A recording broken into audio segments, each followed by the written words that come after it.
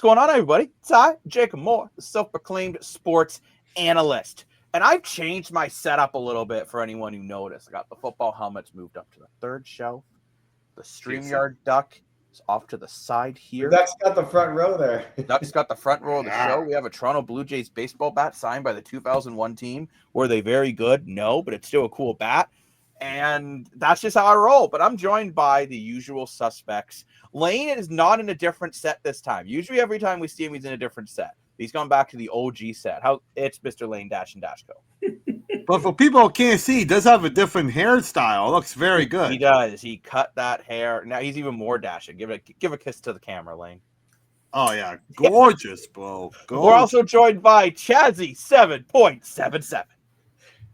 Learning Rick Rude back in the day. He is getting ready to be cooled down by one of my favorite drinks, eggnog.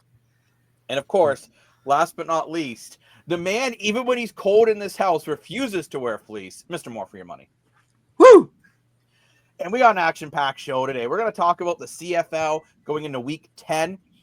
Some key things that have gone on in the league with players getting cut, some players getting back into the lineup. The Jays bats, never mind woke up. I think I don't know what they did, but poor Colorado. We're going to get into that. NHL 26 cover, gas or ass? That is the big $1 million question of that cover because it's caused a lot of controversy. And speaking of controversy, the WWE, the Worldwide Wrestling Entertainment. No. There, it's close enough. Lane's the wrestling expert, not me. World Wrestling Entertainment. Hey, Dan got it right. Hey! Ding, ding, ding, ding, ding, ding, ding. Winner! Thank you. He gets absolutely nothing. But we're going to talk about the WWE. I'm getting a digital reward on my Streakers app for that. He's going to get kicked in the head if he doesn't move away from his microphone. That's what I'm telling you. Because Dan always likes to get nice and close to the mic. But let's get right into the Toronto Blue Jays. And luckily, they weren't using this limited edition bat here because that would not work very well with 100-mile-an-hour fastballs. But the Blue Jays, over the last 3 games, I guess they heard that I called them out. And they weren't happy about me calling them out. Bo Bichette was put off. And the Blue Jays in the last 3 games won 15-1, 10-4. That was the close one of this series. That game actually legitimately at times was close. It was 7-4 at one point. Rockies were actually up 2-0 after the first. And last but certainly not least, the Rockies lost 20-1 on Wednesday. Ouch. Yes, ouch indeed. Didn't the Jays just break a franchise record for most? I believe it does. I know they in a 3-game series. And I mean, you just look at the amount of hits too. 45 runs. Yeah. They had on Wednesday night they had 24 hits. Wow. I believe it was around the same on game was prior. 25 hits They were and struggling a bit, only 14 hits. And then funny enough, I think they had more hits in the 15-1 game. They had 25 hits 25. In the 15-1. So I think there's a lot of positives to take for the Jays of this one, obviously. I mean, they were able to hit the ball well. Not just with the long ball, but they did have I think game 2 of the series was mostly the long ball. Also some great catches from Varsho. He looks like he's really getting comfortable. A couple home runs from him. Vladdy, I thought his swing looked the best it's looked since the All-Star break, truthfully. And mind you, the Rockies are not a good team, so let's not all act like this at the World Series here. But I will say the Jays at times don't show up against teams lower in them in the division. And they certainly showed up. Now you have the Dodgers next, which will be a harder matchup. Dodgers are definitely a better team. So and the Red Sox lost today. Wow. And Lane, don't worry, I won't charge you $1 million like Dan does. I'll only charge you $24.95. But do you feel after this series from the Jays, we should all stop talking about is this team good enough to win the division, or is it just the Rockies and we want to see now what they do against the Dodgers, a 66-49 ball club? I want to see what they do against the Dodgers. I'm intrigued. Good answer. I mean, I know, again, you did what we thought we before the series we said they have to sweep. That's mandatory. You have to sweep the Rockies. If you lose to the Rockies, we'd be sitting here saying, "Oh no, the sky is falling." So they did the bare minimum, right? They beat up on a bad team. Congratulations. Here's your I don't know, new Amazon Fire Stick remote. But That's the most random thing ever. Your digital reward. Exactly. Come on, Wade. but anyways, Well, make your digital reward of Amazon Fire Stick, Will.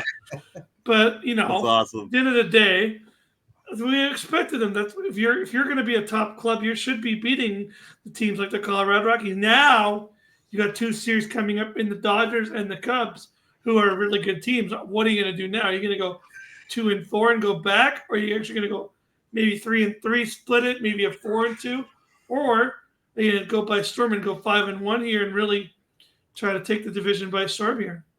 Or the problem is too, you can't.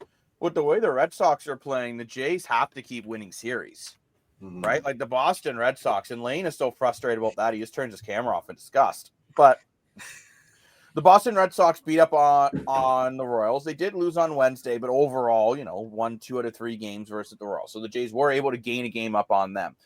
But the Red Sox have been damn near unbeatable of late. And if you're the Blue Jays, you just want to now get on a roll because the Red Sox are on a roll. So now you need to get on a roll. But more for you have been preaching a lot that winning the division isn't the goal for this team, or it isn't a failure if they don't get it. After the way they just demolished the Rockies, and yes, it is a lower seed team, are you changing your tune a little bit finally and realizing a team that it was at one point the best team in baseball should at least be able to win their division? I mean, in a perfect world, yeah, but it doesn't really change my mind here. I think considering how bad the team was last year and has been for multiple years, the main goal is to make the playoffs. If they make the playoffs, I'm happy with that. Yeah, winning divisions is a cherry on top, but it's a hard division to win. You have the Yankees, you have the Red Sox, even Tampa Bay can still make a crazy comeback, right? So I hope they win the division. They should win the division, but if they don't, well, just us to make a playoffs, I'm a happy camper. Okay, so I'm gonna call BS on you here and say if this was the Toronto Maple Leafs, who have had no success, they were leading the division going in to the All-Star break, and remember the Leafs and the Jays have had comparable playoff success. Realistically, the Jays haven't won a playoff game. The Leafs have barely been able to win a round. Why do you have so much higher expectations for the Leafs and not the Jays? I personally think it's just because someone's a little bit biased when it comes to criticizing one team and not so much the other. Neither one of these teams have done anything. Well, that's the Jays have done it more recently, so then we should be talking about the Jays' championship pedigree compared to the Maple Leafs, 66 versus 93. But like, I just don't understand how you can be so visibly angry about the Leafs when they continue to blow it. But if the Jays blow this again, and I'm not saying they will, but if they do blow the division, and then even if they make the playoffs, if they get smoked again, and you're like, oh, well, at least they made it. I just don't understand the satisfactory with mediocrity. You're not letting me answer the question, bro. There's 2 reasons. Number one, Chaz, you love my first reason. The Maple Leafs are the Toronto Maple Leafs, and they are the pinnacle of hockey. No, they're not. And so you expect more from them. The Blue Jays is not the pinnacle of baseball. They're not the New York Yankees. So you don't expect us much from them. Number 2, going into this season, the Leafs were predicted to win the division. The Leafs were predicted to win the Stanley Cup. Even EA Sports, which is a topic we'll be talking about later in the show, predict Captain Underpants will be lifting the Stanley Cup this spring. Okay? So everyone predicted the Maple Leafs to do well. They went out and spent the big money on free agents. They made the big trades on deadline. They fired the big people. They brought in new people. They spent billions of dollars to win the Stanley Cup. At the beginning of the year, in spring training camp, for this Toronto Blue Jays, Vladdy Guerrero Jr. was not signed. They're all arguing over $50 million. Why do we? Well, then we care handed about- him a $500 million contract. This team, when I predicted this team to win 98 wins, was now only 30 wins away from that, by the way. Evan Aval, I was crazy. Okay, so no one expect this Blue Jay team to do anything. So how do you go from expecting the team to not make the playoffs to expecting the team to win the division because they had a cute July? Doesn't make any sense. First of all, I said the Jays needed to make the playoffs this year, else major change needed to come. That's Yeah, what I agree with said you. in our preseason show. Yeah, I'm sticking with that. Number two, that is like saying, let's say you've invested in a stock and it wasn't projected to do very well, and then it hit a huge bump and you're about to sell it and then it drops again. Well, you shouldn't be upset about it. It wasn't good when you bought it. No, I don't care about what the expectations were 4 months ago. I care about what the expectations are now. And right now, this expectations of this team, which, by the way, you say the Rays, you're on way too many substances to think the Rays are making a comeback. 11 games out. They're terrible. Yankees, terrible. They can't play defense to save their bloody lives. Aaron Judge and the coach are having arguments in the media. Over his elbow. This team is a disaster. You have the Red Sox, who, like the Jays, went on a crazy run. The Red Sox are on their crazy run now. The Jays were on their crazy run last month. What I'm getting at is, if the Jays don't win this division, in my opinion, it will be maybe not necessarily a failure, because I think your success is measured in the playoffs, not the season. But it's a disappointment, to say the least. And unlike in hockey, where truthfully winning the division means bubkiss, winning the division in baseball, like football, means a lot. Oh, for sure. You get that bye. You don't have to play in the first round. And let's be honest here, the Jays, by the time they get going in the playoffs lately, they've been eliminated. They lose the first 2 games, they're done. Sky Dome is as quiet as a mouse again. And then everyone's Mouses are not quiet. That's a myth. Everyone cares talking about next season. The issue is with this team, around. we can't just keep accepting mediocrity. You just paid Vladdy Guerrero Jr. $500 million. Bo Bichette, if he stays in this team, he is going to be paid. I'm projecting he will be one of the highest paid shortstops in the MLB. Yeah. And if you're going to pay these players, and you know what? You say, oh, the Leafs made the big trades at trade deadline. The Jays made multiple trades at the deadline. Not just one or two. They made multiple. Not big ones. Big enough. What was the big trade the Leafs brought in? A 4th-line center and a mediocre defenseman? Not this year, but years past. I'm talking, I don't care about the past. If I cared about the past, I'd somehow find a DeLorean that could actually hit 88 miles an hour. I want the Jays to win the division next year, 100%. Give me a this year, I don't care about next year. But this year, I want them to make the playoffs. It's got to go baby steps. And if Boston wasn't baby steps, these are grown men. Grown men who have been on this team. This leadership core has been there since 2019, for bleep's sakes. Get this team going. I am sick and tired of accepting mediocrity in Toronto. Again, the Raptors and the Argos are a completely different perspective because they have won since the clocks went past the year 2000. The Jays and the Leafs are on completely different spectrum. And you know what? Screw it. I'm going to put the Montreal Canadiens in that same exact category because they haven't won since the millennium either. Whoa. So, roll your eyes all you want. If the Montreal Canadiens take a step back next year, Martin St. Louis will be packing his bags to go roommate with John Tortorella. I'm calling it because that's back either.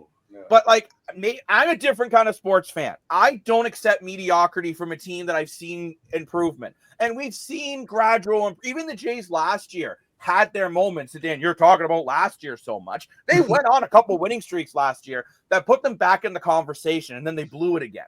So you can't keep accepting mediocrity from this club. They're not giving us mediocrity in those last 3 games. Those 3 games, they look like a freaking all-star team.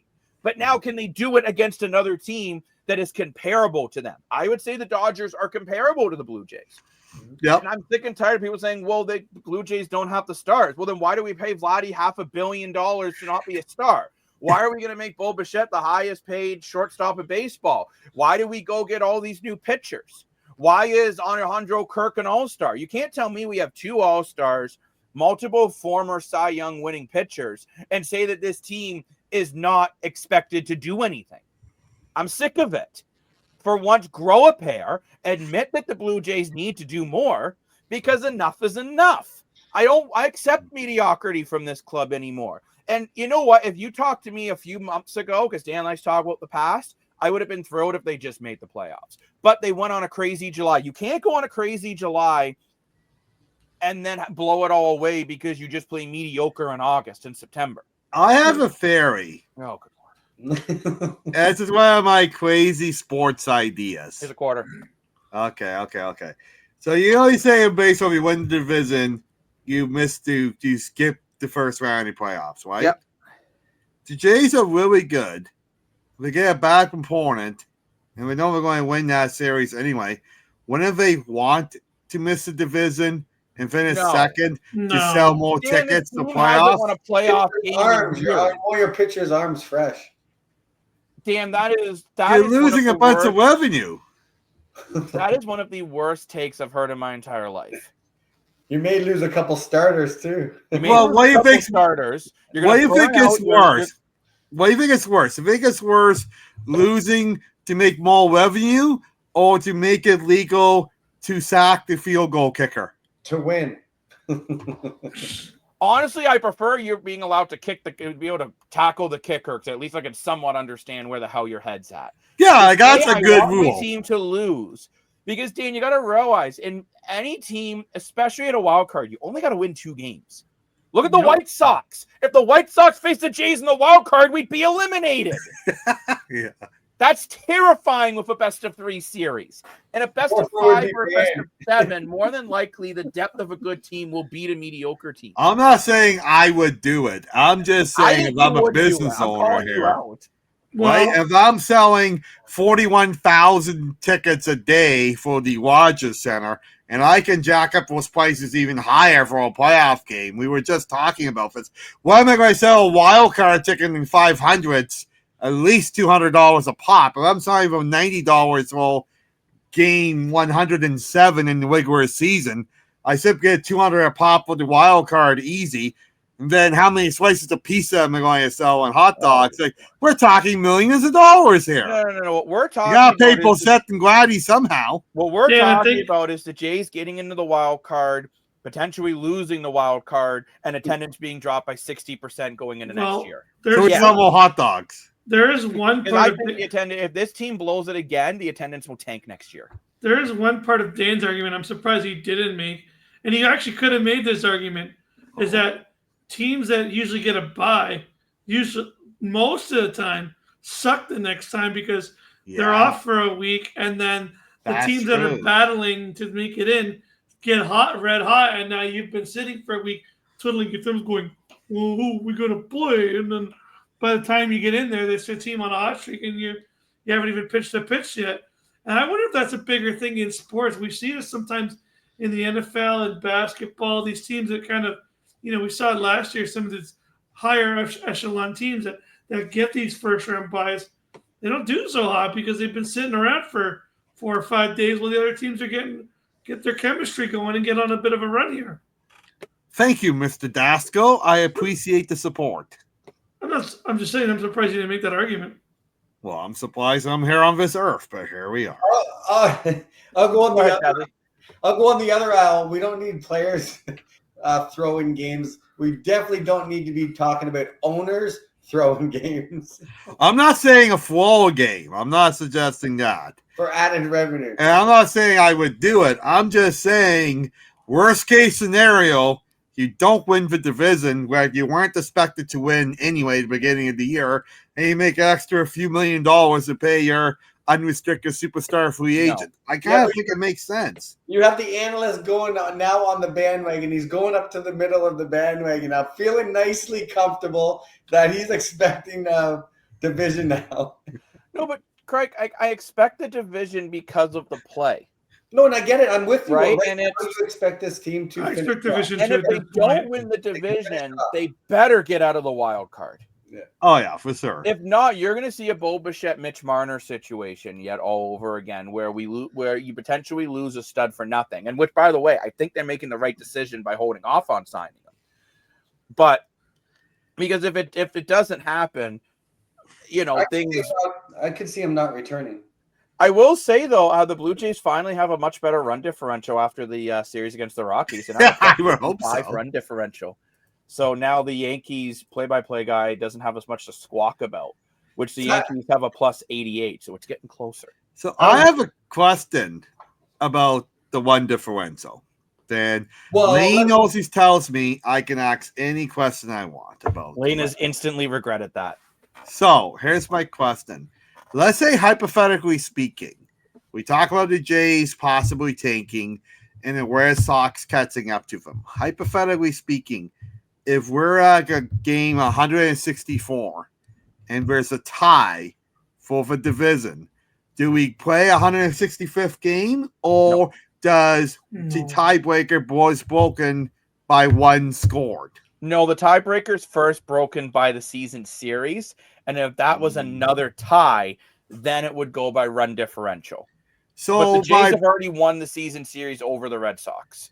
Which is sort of skewed the run differential because look at what happened. I don't know, your lob, there was more lob on that fastball than on Thursday night down at my recreational game. Well, I totally agree with you. It's stupid, but that was 6 runs. So talking about run differential, no, just I don't know, you had a quarter of your runs off a lob ball. Well, I totally agree with you, but Don Cherry, the legend, has made this argument plenty of times in the World Junior Championship in hockey. You look at Team Canada playing, I don't know if I'll make it, but let's say China, and they're already winning 7-0 in the first period. What do? They end up winning the game 28-0 because if there's a tie, it goes by most goals for. So in order to break the tie, they have to one-up the score on all these kids that are new to hockey, which is totally unfair. Kids versus adults. I don't care about adults being ran up the score on. You're being paid millions of dollars. Go get some tissues and cry about it. Well, that's true. I just mean Colorado is a young team. Different. I'm totally on your side about it. With that rule, there's no crying in baseball. No, but in baseball, with the position, in the major leagues anyway, with the position, why you have utility players or players pitching in the 8th or 9th after you've just gassed your bullpen. So unless they change that rule, I don't know. It's an interesting debate. Do you guys not think there should be a mercy rule at some point? Yes. Well, with that, yes. If we're talking player safety too, I don't know. Now, at the same time, the fans paid for a 9-inning game. Yeah, but how many fans are still there? Probably all the Jays fans who flew out to Colorado were still there. In all seriousness, they paid for 9 innings. Again, in junior sports, I agree. Grown men or grown women, your adults get over it. You're paid to do a job. That is like saying if I'm having a really bad, I stubbed my toe and I want to cry about it for 17 minutes, I should just be allowed to go home. No, that's not how it works in the real world. Sorry, but especially for these athletes. Let's say Vladdy's getting blown out in a game. You're being paid $500 million. Go out there and play. I'm sorry. But I agree with player safety to a point. But at the same time, there is a risk in any job, right? If you try to throw a baseball 100 miles an hour, you're probably going to hurt your shoulder at some point. But you're being paid an obscene amount of money to do it. Maybe I have the unpopular opinion for 2025, but that's my opinion on it. No, I think you nailed it on the head, Jacob, when you said difference between kids and grown athletes. Because at first I didn't agree with you. And once you said that, then they switched my perspective. And that's like saying the Orioles shouldn't have to play anymore because they have a minus 80 differential. They suck. They should just be able to quit the season. All I'm saying is you're not bringing in a pitcher. I'm paying for Major League sports, and that's not a sort of. Well, then truthfully, I don't think you should be allowed to put in a random first baseman to lob 30-mile-an-hour pitches. No, you're paying to watch a professional game. Mm-hmm. You never see you're being blown out putting in a bottom 6 defenseman in net. Yeah, well, there you go, exactly. Because there's locked positions. I can't. If the coach is mad at Mitch Marner, they can't put him in net. Why not? In baseball, being like, look, a first baseman can't go out and pitch. Because truthfully, I think it's hurting the quality of the game. Yeah. Yeah, you just jacked, 6 6 runs and Yeah, it's boring. I'm Ball. sorry, but there was the one game I was watching where I think it was against the Orioles, and the Jays had some random person pitching, and it is so boring. Oh, it's hit. Oh boy. I think that's got it. And also too, let's just put it here, and not to always bring this back to betting, but what happens to your betting odds when you predicted a certain over-under on a score, and now a team's putting out a random first baseman for combined runs is going like now, no, but in all seriousness, now what? Or you just bet that this guy's going to hit 4 home runs, and now it's easy because all of a sudden there's going. Like, I may as well be the pitcher. 6 miles an hour. Stop. But I don't know. I don't know how we got to this topic, but that's okay. His brother is one of the strikeout legends, Aaron. His brother's a strikeout. The Colorado pitcher. Or the catcher that came in. Well, it clearly didn't work. Little interesting tidbit, too. Bo Bassett's dad played for Colorado back in the day. Well, you starting Rivers? Going to Colorado? Oh. Well, I just found he had such a good series where he's from, so that's it. He wanted to see us, Papa! Proud of him. No, but on serious, if this lineup keeps hitting the way it does. However, I'm not sold they're going to keep doing this against the Dodgers. If they can put up a lot of good runs against the Dodgers, then you're going to be talking, about the way we talked about the Yankees to start the year. How is this team hitting at such a high level? But until then, one though, Scherzer versus Kershaw. That's going to be a hell of a game one. Wow. And as a reminder, the Jays are in the Streakers app. What's the combined age on that one, Jazzy? Scherzer, I think, is 40. 41. 41? Kershaw might be older than that. Kershaw, I think, is 40. Kershaw's somewhere around there, too. Between the two of them, they can move to a retirement home and live happily ever after. Just because you get moved to a retirement home. Kershaw's 37. Oh, wow. I thought he was way older than that. Lane, you now have to send him flowers. Yeah, Scherzer is 41. Scherzer's older than Kershaw? That's crazy. Yeah. But let's move on to the Canadian Football League, at a league where you will never see a tight end be the quarterback. We're not doing Plop City baseball? I didn't. Not even on a short yardage play? Funny enough, you will actually see the odd. Hamilton used to use a running back for short yardage quarterback, so I guess potentially, but you'll never see one. Why you're engineering getting through a football? I don't know. Anyways, you're ruining my joke. But there's been some interesting moves in the Canadian Football League. Winnipeg Blue Bombers released Marquise Bridges following sending him down to the practice squad. He wasn't having a great season this year. He was on the field side corner. He recorded 16 defensive tackles and 2 interceptions in the first 6 games of the regular season, but he got burnt quite a bit in the last couple games he played. I am surprised he was cut, unless I wonder maybe he made a real squawk about being put down to the practice squad, the way Chazzy is about me talking right now because he turned off his camera. But I'm curious to see, Lane, who do you think would maybe pick up a guy like this? He is a decent DB. Yeah, he struggled at times in Winnipeg this year, but they're not cutting Zach Collaros when he's one of the worst efficiency rating quarterback in the CFL currently out of all the starters. So where do you see a team maybe taking a chance on this guy?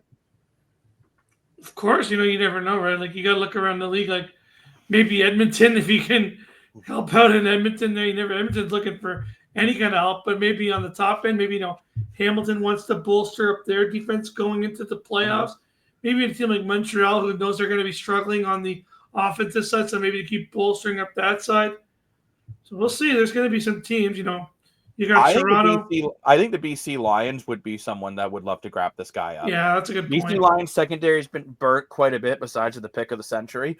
And you know what? I'm not saying Bridges is a superstar, but he's certainly not bad. A guy that you can bring in and out of the lineup. Or, Elaine, you did mention Toronto, but he does play the same position as Tavares McFadden. I don't see McFadden getting bumped, but maybe bringing him in as a backup guy. So it will be interesting to see. But did you see Mr. Dashko? Wolodarski's getting back in the lineup for the Ticats this weekend. I've seen that today. I I think Wolodarski's really going to fit in on this offense. I really do. Because he's just he's kind of like the closest thing to a tight end in the Canadian Football League. He's big. He's got good hands. He can truck over people. Lots of experience, multiple Grey Cups. Like, you're just adding another weapon for Bo Levi Mitchell, who is having an MOP season. Yeah, you gotta love that. And that's gonna scare the BC Lions beneath them defenders up. They're definitely gonna need it for today's game against the Hamilton Ticats with Bo Levi Mitchell turning back the clock with his MOP season here. But yeah, having a guy like Drew Wolodarski join with Kenny Lawler and Smith and the other guys that have been chipping in there, just another weapon for Bo Levi Mitchell, and that might scare some teams. Well, because Hamilton's the only team that has multiple receivers in the top 10 yardage for the season. They have 3, and Lawler, Smith, and White. So, I mean, you're just adding another weapon there. Like, in this BC offense, and I think Wolodarski helps your running game because he's a good blocker. Yeah, he would. Yeah, totally. He was a big part of Winnipeg's run. I really don't understand why Winnipeg. I just thought of this. The light bulb just went off in my head when you said this. Wow, Dan. Could this be why Brady Alfaro is having a bad year statistically? Possible, because I mean, you don't have the same big receivers who are out there blocking. Right, that's my point. You look at their receivers; they're not as bulky as they've been in years past, right? So you are trying to make that decision there. I don't know. I don't get why Winnipeg didn't keep Wolodarski at 227 catches with the club, just under 3,000 yards and 18 touchdowns over 3 seasons, and winning them 2 Grey Cups, right? A part of all 5 of these Grey Cup runs. I thought when they gave up on Lawler, didn't want to pay him, I thought they'd keep Wolodarski. I know he's been injured, but I don't know. I think it's just another weapon for Hamilton to just weaponize, I guess, because they're arguably the deadliest offense in the CFL right now. I think you can put Calgary in that conversation too when they're healthy. I think I hate to say it, but I think it might be 1999. I think Hamilton's better than Calgary offensively. I don't know. I really do. Maybe right now, but again, when both teams are healthy, I don't know if I agree. I love VA. He's one of my favorite dudes. I love the Moose, the Wookiee. I love Mills as a running back, but you said yourself, Jacob, 3 out of 10 top receivers in the league are Ticats. When was the last time we saw that? Like, ever. But when was the last time we saw a Ticat dominate a game via the run, which Calgary can do that too? Greg Bell, in my opinion, and you guys obviously chime in, I think Greg Bell's the weak point of that offense. I think they're okay. And I don't know why a team just hasn't dropped back in pure coverage and just said to Mitchell, okay, try to pick this apart. I'm really surprised them to try to run the ball, because their running game in Hamilton is it's okay. It's not the best. It's not the worst. It's just okay. Yeah, but you got to admit, though, every time it feels like a team tries to come up with a game plan, somehow it always backfires. But what I'm saying is a game plan no one's tried yet. Rush 3 and drop in the coverage. I think you either got to rush 3 and drop in the coverage or send the house. Which adding Wolodarski would just be another weapon if they send the house for those quick reads. But for a team looking for a defensive lineman, another studs came available, and Hubba, the Argonauts just cut him, which this was a surprise. Yeah, I was 3 games he's played this year. He has 3 defensive tackles, a sack, and a forced fumble.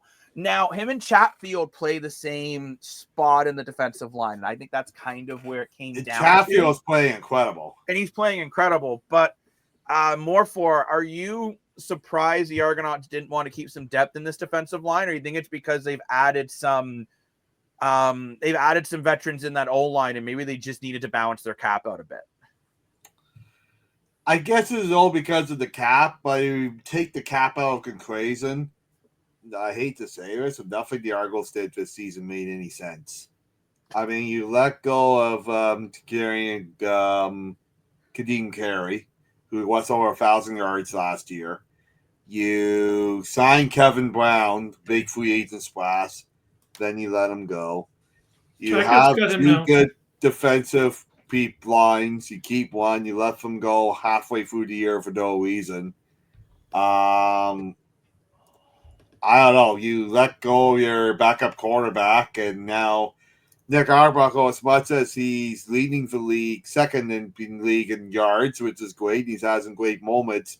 When he has really struggled, you might want to have Cameron Dukes on the bench in order to put him back in. That is a take of someone who isn't actually paying attention to the games. I'm sorry, but Nick Arbuckle, the last 3 games, besides of 1 quarter against Montreal, I think is playing just as good as Chad Kelly was. Oh, I agree with you as of late, but I'm saying at the beginning of the year he did kind of struggle. You mean and I love Nick Arbuckle. We only lost to Calgary by 10, put up over 30 points against Hamilton, over 30 points against Saskatchewan. Like, again, you got to know what I mean, Jacob. You mean when he makes crucial mistakes, right, and ruins the game. Okay, would it be nice to put in someone else besides a sucker Horn? No, I honestly, Cameron Dukes, by the way, I do want to stress this first off. One of the nicest guys you will ever meet. And he runs his football camps now, gives back to the community a lot. Same as Scott Bryan, who was a part of this quarterback room last year. They're both terrific men. But unfortunately, they didn't do as well as they were hoping to do. And even with Cameron Dukes, when you watched him in the preseason, I thought he degressed, not progressed.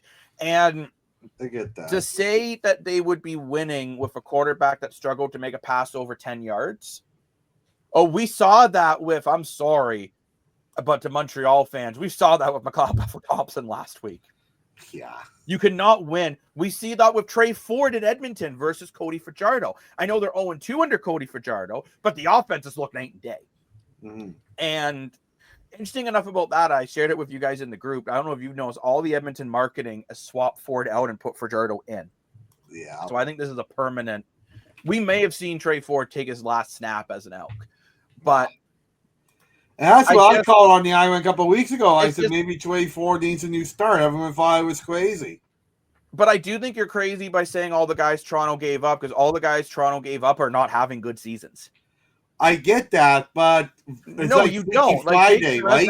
They're in new teams. They're not doing well. The Argos are missing the old players, and they're doing bad. You can't just switch people's bodies and expect different the same Toronto result. is doing bad because of key injuries, I feel more. And do you say they're doing bad? They're only 2 points out of a playoff spot right now. Jacob, I love the Argos as much as you do. We're 5 games under 500, bro. And in the CFL, you can make the playoffs. If this was basketball, no one would care. But in football, bro. Dan, before you say this, in any football league, but gosh, a 9-8 team in the NFL wins the division sometimes, depending on what division they're in. I get that. Because the East is a bit weaker, the Argos can slip in. And I mean, BC's underperforming. Edmonton's underperforming. Ottawa's underperforming. But I'm sick and tired of this excuse. If they kept this player, if they kept this player, if they kept this player. Bryce Metier doesn't have a single interception, is getting burned every snap, and now he's injured. Kadeem Carey, I think, got 10 runs this year and then broke his leg. Which, again, I'm not being awful, I love Kadeem Carey. But this is why running backs, usually when they get over 30, teams don't want them because they're more injured. Different places, different times. The injuries might have not happened. But you look at the players. So you're telling me, okay, so Jake Serezna and Chatfield play the same position. So you would rather have 1 sack versus 6 right now? No, it's a bad. The offensive line, I can agree with you. The offensive line is extremely underperforming. So fine, if you want to look at Dejon Allen, who's having a good year in BC, sure, there is one guy that Toronto let go that I think they should have kept, and Daniel Anababoye. I'm sick and tired of everyone talking about all these other guys, because these other players that everyone's saying they should have kept are either can't make a roster or they're not playing well. Mm-hmm. Sorry, not sorry. Like, football moves on. I don't know.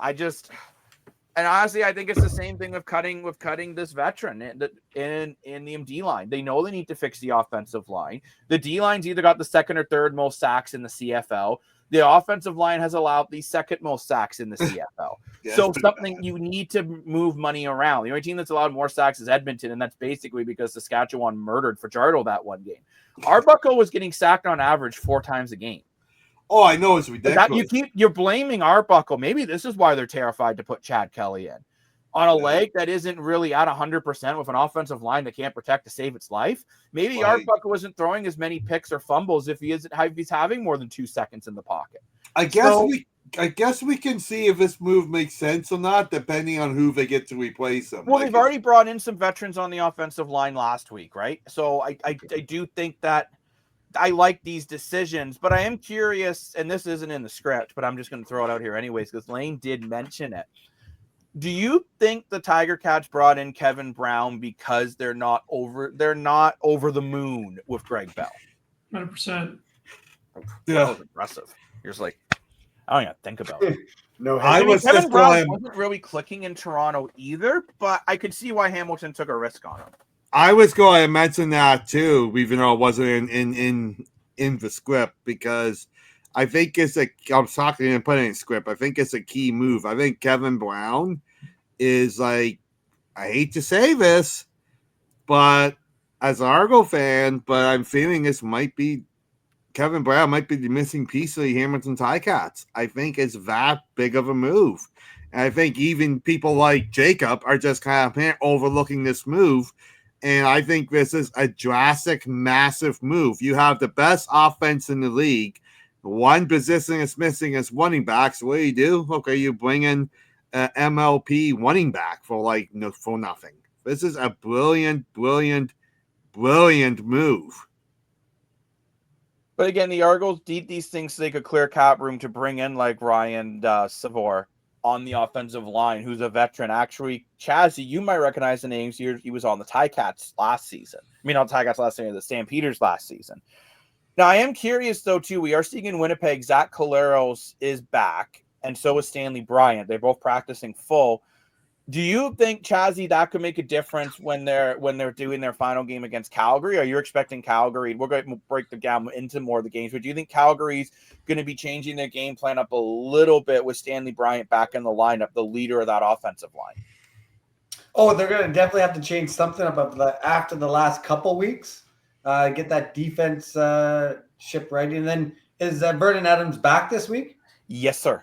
Yeah. He is back. And let's be honest, that's a very different team with Vernon Adams Jr. in it. Yeah, that chemistry will change, yeah. Mm-hmm. But I mean, I think if you're Winnipeg too, like you got to feel it's one thing. Zach Collaros, I actually would argue Stanley Bryant coming back might fix this offense because he's the leader of that offensive line. It's kind of like when Willie Jefferson wasn't firing on all cylinders. The defensive line in Winnipeg was struggling. Well, now you lost your guy who's been part of this team for the last 7 years, right? The guy that's been the consistent part of that O-line. And maybe he settles everything down and gets Oliveira and Collaros back on track. But I can see that. I do want to move on to the actual games. And remember, like the Blue Jays, the CFL is also in the Streakers app. And all these games are in the Streakers and app. You got to get power ranking, too. Oh, you did that last episode. We did that last week. That's right. Silly Billy. Those power rankings are also up on social media if you want to send me messages. Well, that's why I saw that. I saw the post. Like, that's cool. First game we have with the BC Lions versus the Hamilton Tiger Cats, which the island will 75% of the island will be at the game. Chazzy abandoned us. It's tough. We sent him a life preserver, but he just said, no, I'm staying on the island. Screw you guys. He's being security for the island. But the Ticats are obviously riding a 6-game winning streak, right? And they are leading the division. You have Bo Levi Mitchell playing out of his mind. And you have the BC Lions that are struggling. But let's be honest, both things have to change eventually. Is this the time where maybe Hamilton's currently favored by 3.5 points going into this by the odds makers that I never listen to and I put in my own props because I do what I want? But and you can. Anyone can do whatever he wants to. About Hamilton taking on BC, or are we thinking similar results? Or we think BC is going to play a bit better? Maybe Nathan Rourke, and I think he is playing better than when he was the last games. I'm curious on your guys' perspectives. I think Hamilton's winning tonight. I've been saying the last 2 weeks they've been losing, but I think with Shai in the building, it's going to be a momentous day, which we're going to be there early. Shai's getting the keys to the city. That building's going to be rocking tomorrow. We've got Wolotarski add to that offense. There's going to be a lot of weapons. I think the Ticats they should be able to win this game easily. Easily, wow. Okay, we'll get into that in a little bit. But like, I think can't believe I'm saying this. As an Argo fan, we actually want Hamilton to win by the standings. But I don't see BC's got to turn things around. And I could see them turning it around on the road before they go back home, which, by the way, they're doing a car show before their next home game. Interesting way to try to bring fans into the building. Oh, cool. But, I think for the Lions, the keys just got to be to minimize some of those turnovers, right? They've been turning over them so much. It's more turnovers than the 2 for 5 turnovers at Arby's. It's just been over and over and over. And I feel they turn the ball over at the worst possible moment. Dan, you mentioned that from Nick Arbuckle, but again, Nick Arbuckle's a backup just trying to hold the team together. Nathan Rourke is the one that you said, we don't need Vernon Adams Jr. We have Nathan Rourke, who's been inconsistent this year to say the least. So I think the Lions, you're looking at a game like this as an almost must win with teams like Toronto and Ottawa starting to play better. Because you're looking at these Eastern teams being like, these are teams that could be chasing us out of a playoff spot. If you don't make the playoffs this year, that's a problem in BC. 100%. I think it's really unique. We want to put it for doing I wonder where we're going to do a car show because can't do it inside the field. So, no parking lot there. I'm really curious. We'll try to have Lamar Doman on the show and ask him about all these things that he's doing. Who knows? I think it's a really cool idea. I'm really interested in that. Yeah, because BC does a good job at engaging fans, and so does Ottawa. And I think Hamilton nailed it on the head here of doing the Shea Gilgeous-Alexander celebration, because you'll get as of right now, there's less than 500 tickets available for that game. So it's basically going to be a sellout. And let's be honest, let's say you have someone who is more of a basketball fan than a football fan. They're a big NBA fan. They're going to go down there and see Shea Gilgeous-Alexander. Well, you may as well stay for the football game while you're there. Funny enough, we all said that. I was going to say, that's what we're doing. So, Craig, I want to ask you, do you think maybe Hamilton and other teams are going to try to find more events that they can combine with? We're seeing Hamilton doing it this week, BC doing it next week. Could this be a new marketing tool for teams in the Canadian Football League? Yeah, no, absolutely. And it's just that live interaction even before the games. I believe you guys are in Ottawa where they just have it consistently every home game. How many home games do you have in the CFL? 14? Nine. Chazzy wants a longer CFL season. I'm all for that. Jacob, I don't know if you've seen, but Toronto's also doing. I've seen the promotion. The Argos want me to go to their games. Yeah, right. I don't want to get thrown in Hamilton prison again, but they're actually doing a promotion where you get the Argos game, then you get to go see Blue Rodeo, and you get the ticket for the CNE. Yep. That's really cool. Yeah, also, this week you can first 5,000 fans get a Winton McManus Ride the Wave hat. Yes, but yeah, I mean, you are even seeing it now. Toronto is trying to add a little bit. They always do the CNE game, but I think it's interesting that they're also now including the Budweiser Stage main event, because before you had to pay to get into that main event for that day. So They are working on that. It'll be interesting to see if attendance is better for this one versus the last one. But I do want to get into our props now. And again, that's what I think. What Chazzy thinks, who's going to win the game? That's in the prop stand. Oh, okay. Let me start over. Let's get into the Streakers app here. If you haven't downloaded the app, as Ken Reed says, you better tap that app. So make sure you get in the Streakers app. We already know Lane's picking the Tiger Cats because he already said it. We know Dan has an opinion because he got really mad when he thought that I skipped it. He thinks Chazzy's given his opinion when he hasn't yet. So, Chazzy, since Dan thinks you've given your opinion, actually give it. Who's going to win this one? I said it last week. I'm concerned about the Tiger Cats this week, so I'm taking the Lions. Lions off a bye, rematch, and I don't know, just coming back from the West. Tiger Cats, a lot of excitement. I don't know. They overpumped for this one. I mean, it's an important game in your season for BC, so I could see it. Mr. Moore, I will let you go next since you're so worried I'm going to skip you, and I'll go last. They say save the best for last anyways, but who are you taking? Well, now he doesn't even know. To say this as an Argo fan, but it's starting to feel like 1999. I'm taking the Ticats. So Jane's gonna try sushi tomorrow. Cool. That's what I say. Like, gotta be from Law here. Like, I don't know. We keep thinking Hamilton is just a fluke. It's just a fluke. Well, now they won 6 in the wall. It's very hard to do. And what happened in '99? The one thing. That's last time Ticats won the Grey Cup. The one thing I'm looking forward to tomorrow is getting Dan on camera going, Ski Wee! Oh! Holy Mackinac Tigers, eat 'em raw, baby! Well, maybe we need to set a little thing up for the next time the R2 teams play with that versus the Argos touchdown song. But I am siding with Chazzy in this one, and I think the BC Lions will win. I hope the Tiger Cats win legitimately because of the way the standings are working out right now. What was it? We're 50-50. But I think the Lions will win because, honestly, yes, the Ticats have won 6 in a row, but this team is getting way too cocky. And I do okay, and it was right. And again, I'm actually a Bo Levi Mitchell fan, but when he's yelling in the camera, was there any doubt with 2 minutes left? It's like, bro, there still is doubt. And Edmonton could have won it if Grant didn't just drop the ball in the end zone. Yeah, there is. So Hamilton's playing very well, but I do feel, all good things have to come to an end. And when you start to get that cocky, it's like when Kenny Lawler says double team me and everyone's like, okay, we will. And now he can't get his touches anymore. Owen Smith Teams are going to see that from Levi Mitchell and be like, okay, you think there's no doubt you're going to win every game. All right, let's. I think that just amps the other opponent.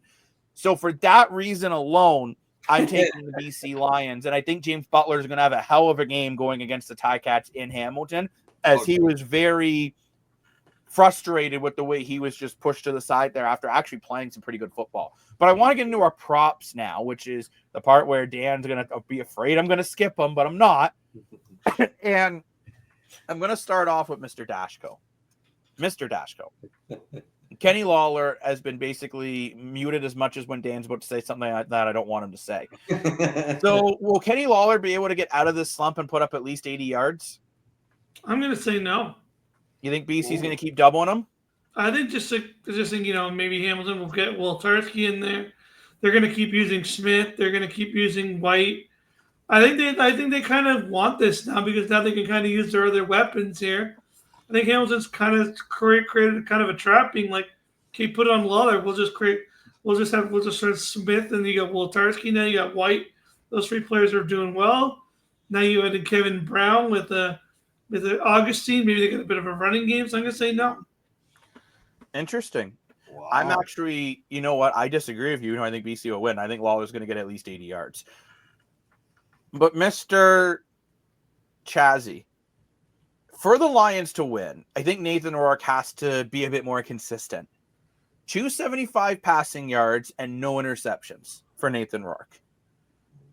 Yeah, that no interceptions jumped off the board when I saw that. So you think he can get the yardage, but you think he's going to throw a pick? Yeah. Yes, I'm not separating the prop. Like, no. Ooh. You're a grown man. I'm going to say no. You're going to say no. Mr. More for your money. Yes, sir. You keep saying it feels like it's 1999. Well, in 99, I'm sure the Ticats had a good quarterback, even though my brains escaped me on who it is. It might have been McManus back then. Do you think Bo Levi Mitchell can put up 315 yards and 2 TDs? Yes. Yeah, I think so too, because honestly, BC's defense isn't that great. But I do think the Lions will win by having a really strong offensive first half, and I think they're going to score at least 20 points in the first half. Because I think this game's going to be a shootout. You see it's going to be another shootout? Yeah, absolutely. You have 2 teams that love offense and don't like playing defense until the 4th quarter. Right. So now it's time for my favorite game show. And the game show that Chazzy's improved on drastically.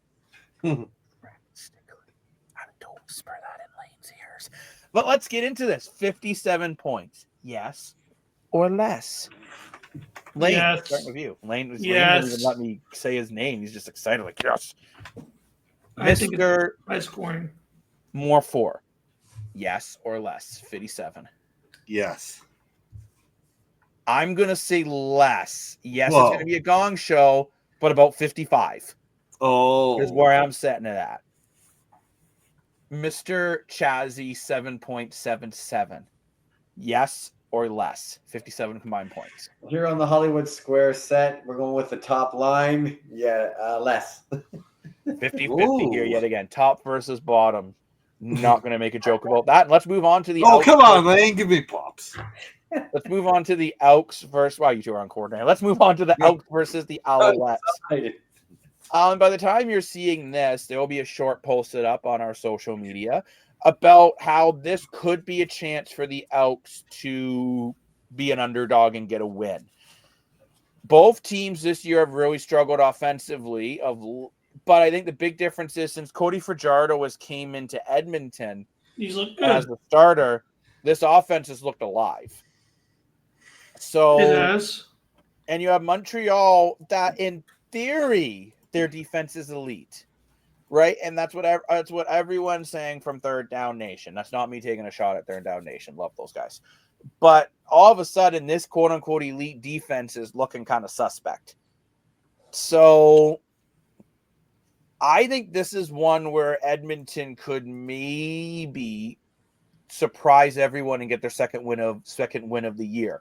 And truthfully, I think it's a win they damn well need, especially if BC does win on Thursday. Edmonton's got to win on Friday. But I'm curious, Lane, if they lose this game Friday, Edmonton, is this the point where you're like, okay, the season's cooked? Oh, for sure. They have to win this game. Because you got MBT. You got MBT in there. You got Cody Fajardo. We talked about the team. Like, you're going to do wins and losses. I brought this up last time. You're going to win, you're going to lose, right? But now you're at the point where it's like, you've lost so much, you have to win. You've looked good the last few weeks, but now it's like you're still not getting your results. And now what do? Now you have to win. Can you win? Well, yeah, very, very true, right? And I think for Montreal, too, I might argue this game is critical for them. If Hamilton wins and Montreal loses, and let's say hypothetically, either Toronto or Ottawa will win, all of a sudden, Montreal's second in the East doesn't feel so safe anymore. So if you're Montreal, you got to find a way. And I think it's got to be this defense that gets it done for Montreal, because I don't think the offense will. MBT is the projected starter, as much as there were some rumblings that they were debating on going to Caleb Evans. Problem is, I'm just going to say it, I don't think Caleb Evans is that great either. So MBT's a veteran at least, and he has won a game this year. So, but Morpho, I want to ask you this. You kind of said the same thing I hinted at earlier, that you think Trey Ford might not see another snap this year. Yeah. So if Edmonton's season is done, do you think they're looking to maybe build a future with Cody Fajardo? Send him some wedding bells and see if they can get him to love the city and doesn't even have a roller coaster in the mall anymore. Or do you think maybe then are they going to start to look at Keith Smith mentioned this quarterback named Snyder, who's been their short yardage guy who put up some good preseason numbers. Do they maybe look into the well and see if they have something else? I think looking well is fantastic, but you're not going to go from a backup short yardage farm league guy to being a starter in the CFL overnight, right? So I think if this is not Trey Ford's time anymore and going on to a new franchise person, you're going to need some time in between for the young guys to become the franchise guy. And Cody Fajardo's a great man for that, I think Cody Fajardo's going to have a really big game against Montreal. Let's don't forget, Montreal was the team he won the Grey Cup with, and they let him walk for whatever reason. So I think he has a lot to prove here. It's like Bo Levi Mitchell said in that interview we were talking about earlier, Jacob, before he said his comment of who had no doubt. He said that guy was against Cody Fajardo in Edmonton, by the way. And he said Cody Fajardo is the most disrespected, most underrated quarterback in pro football. And I totally agree with him. Wait, so Cody Fajardo, if you actually look at his numbers of late at Edmonton, 710 yards, 4 touchdowns, only 1 interception. He's playing at an elite level right now, right? And you know what? Also add 51 rushing yards and 4 TDs rushing. Now, mind you, those are 4 TDs are all short yardage. He was doing short yardage duty. But, I mean, yeah, you wonder, will Cody Fajardo, his last 2 starts, has gone against Saskatchewan. He threw 346 and 2 TDs, no interceptions. Then against Hamilton, he went 20 for 25, 257, a touchdown and a pick. And even should have had 2 touchdowns, to be honest. So, yeah, I think this is my big thing for Edmonton. And actually, I'm really curious on Chazzy's perspective because Calgary gave up on their guy and Jake Mayer and then went to Vernon Adams Jr., right? You thought Trey Ford was your guy in Edmonton. But instead of going out and getting someone else, Cody Fajardo is only 33. Like, if you're an Edmonton fan, Chazzy, which I know you're not, but if you were, pretend you were, put on an Elk, would you feel okay with maybe trying to just move forward with Cody Fajardo and maybe try to build an offense around him, maybe not even for this year, but for next year? Oh, absolutely. I'm optimistic even on this week, taking the Edmonton to beat Montreal just with Cody in the helm. Just with the last couple games, they could go into Montreal and steal this one. And you have not, like, I don't know, are you guys written them off? Because if you lose this one, I think the season's over. And then, yes, you got to ride the season with Cody, see what you got. Hoping this team could get out of the gate. They just haven't been able to get out of the gate. Mind you, the preseason, I don't know, locker room issues that they had, just couldn't get over or something. But you're cheering for this team. They seem to have it. But the way that they went, I don't know. I think with the leadership right now, who is the leader in this locker room? Well, you know what? I think the leader has became Cody Fajardo. When you're listening to the interviews and talking to the players. So I agree with you, Chazzy. I think even if they lose this game, I'm probably riding with Cody Fajardo for pretty much the season and just to kind of see, okay, where are we with Fajardo and do we think we can win with him maybe next year? And maybe you look at it, could Cody Fajardo find a way to go 500 the rest of the season, build some momentum for Edmonton? And I'm sure Edmonton fans are sick and tired of hearing next year between the Oilers losing the Stanley Cup Finals in back-to-back years and the Elks being terrible in the last 3 to 4. But maybe you are looking ahead to next year. But now I want to look ahead to, the game.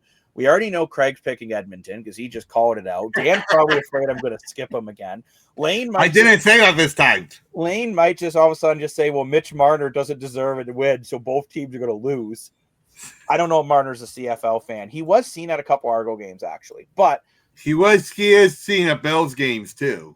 But, obviously this game is also in the Streakers app and in our very own custom sports booth. So, Mr. Dashko, who are you taking in this one? That's a you. Who are you taking? I'm taking Edmonton. I think Edmonton's just got like I said, I feel like they've had a few good games lately. I feel like the momentum's there. I think they're due for a win. They've had some bad luck the last few weeks in the Ticats and then the week before against the Blue Bombers. This team's starting to get some good results. They just haven't really put it together. I still think this team can win a game. I think they're going to win this game. You know what? I am siding with you on that one as well. I like this Elk team. I think this could be the week that the defense actually starts to do something. This defense has kind of struggled. I think they're going to get it's not in a prop. Maybe I should have made it a prop. Maybe I will make it a prop because I can change things on the fly and make Chazzy do extra work. But I think this is the defense, or maybe this defensive line finally just completely takes over. But Mr. Morfor, are you siding with us and picking the underdog? Because funny enough, I picked Edmonton last week as well. But don't tell anyone. I'm really smart. Who are you taking? Do you think Montreal is going to get their game back? I know you're an MBT fan. Or do you think Edmonton's going to find a way to get their second win of the year and kind of keep their season alive? Well, unlike Bethel Thompson, that was a sweep last game, I am awake, and I am picking Edmonton to win the game. We're all going with the underdog. I think this is the biggest game of the year for Edmonton. I think this is do or die of this season. We've been saying ever since all season, they could get away, never lost, never lost. We're in week 10, and it's only 21 weeks in the league. 21? And you're the only team in the league now that only has one win.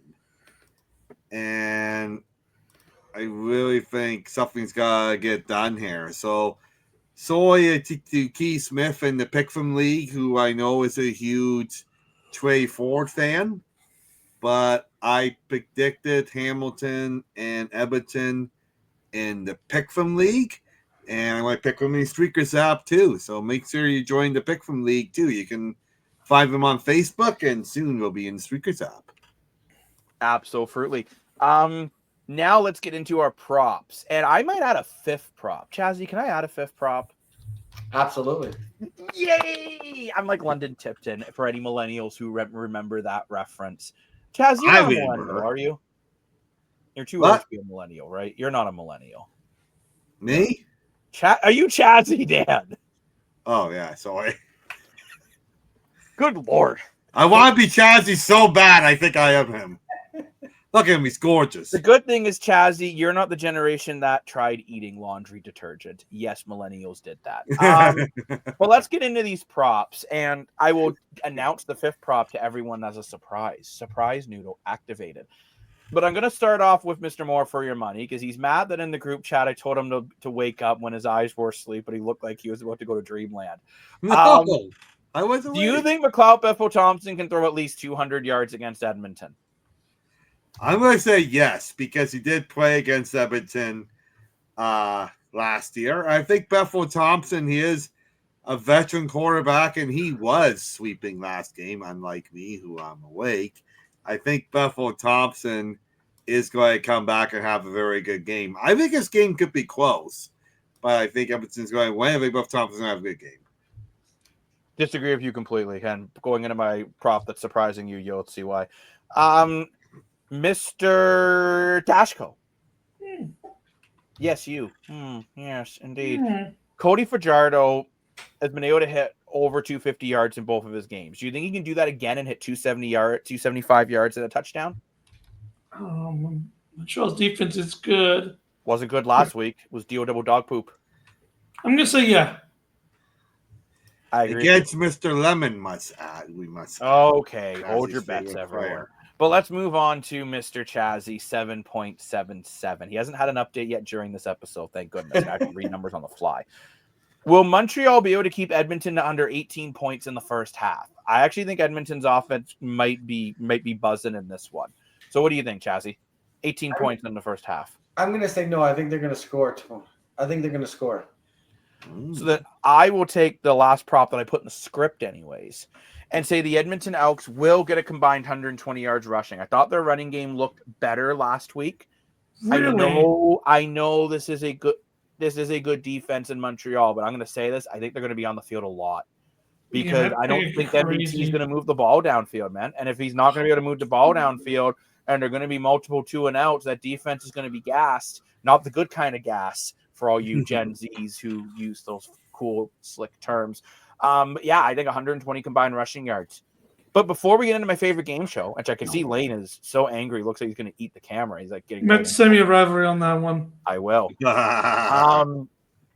Edmonton getting at least 4 sacks on MBT. 4 sacks, Chazzy. 1, 2, 3, 4. Add one for every quarter.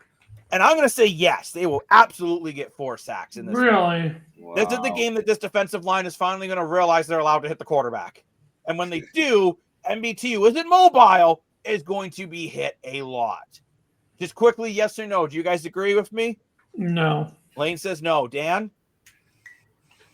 Okay, Skip and Dan. I'm going to say yes. Chazzy? No. Dan says yes. The Moore brothers are sticking together for once in a blue moon. Now let's get into our favorite game show, yes or less. 49 points combined. Dan? Ooh. That's a tough number. I'm going to say yes. Dan says yes. Lane? I'm going no. You're going no. I'm going yes. Chazzy? Yes. Now, quickly, I want to ask Chazzy because him and I both went yes. Are you guys okay today? Are you going yes the same way I am thinking Edmonton's going to stack up 30+? Because that's what I think. Yes, I expect them to come out of the gate hard and then hang on. No substances required for the Elks hang on in this gun. But let's move on now to the Saturday afternoon game, which half of the island will be at, Mr. Morfor and I, with the Ottawa Redblacks taking on the Toronto Argonauts at 3 o'clock. Remember, first 5,000 fans get that really cool Wynton McManus hat. I want it. Okay, so 4,999 fans. Go. Make sure you save one for Morfor. Because he can't. I think he sleeps in the Jays hat. Which, by the way, speaking of hats, Dan, I found your Streakers hat. It was under your sweater. Oh, sweet! Where's my sweater? On the love seat. Oh, I looked there. We didn't look very hard, but do you think that love seat eats everything? I think this game will be the game of the week because I think both of these offenses are going to explode. I agree. I think you have Drew Brown, who's really been playing a lot better of late, and even though Toronto's won 8 of the last 9 games against Ottawa, they've been exciting games. And Toronto, Ottawa, I think is arguably coming off his best 3-game run he's maybe had in his career. I know he's 1-2 in that 3-game run, but you got to look. Arbuckle in that 3-game run is averaging over 300 yards a game and at least 2 TDs. So it's like Arbuckle's starting to. I as much as some of the turnovers are still there, I think he's really hitting his groove as a starter in Toronto. So I think this will be I think Drew Brown's going to do better than he did against Calgary with the 225 and 2 TDs and a pick. And Arbuckle, he has 9 interceptions this year, which leads the league, but he's also second in the league in passing yards. He's also been sacked 23 times this year, but Ottawa doesn't have a great defensive line. Experts who are not me are predicting a 3-point, this to be a difference of about 3 to 4 points. Now, those experts aren't as smart as we are, in my opinion, but I'm curious. Do you guys think I'm a little out to lunch? And I'm thinking this might be the game of the week. I know they're 2 lower teams in the standings, but they're 2 teams that are desperate. I love desperate football. I could see it. With your left eye or your right eye? I think it's going to be this game or I could see it being this game or the Hamilton game. You just want it to be the Hamilton game, so you're going to be there. Well, no, because I'm just saying, Hamilton, because there's 2 quarterbacks who like to just throw the ball 100 yards and throw it in the end zone. But I am curious to see, do you think whoever loses this game probably doesn't make the playoffs? Are you guys feeling that way? Yeah, 100%. Yeah, I hate to say it, but yeah, I guess BC is for not looking good, but we're looking good enough to make the crossover. This is gonna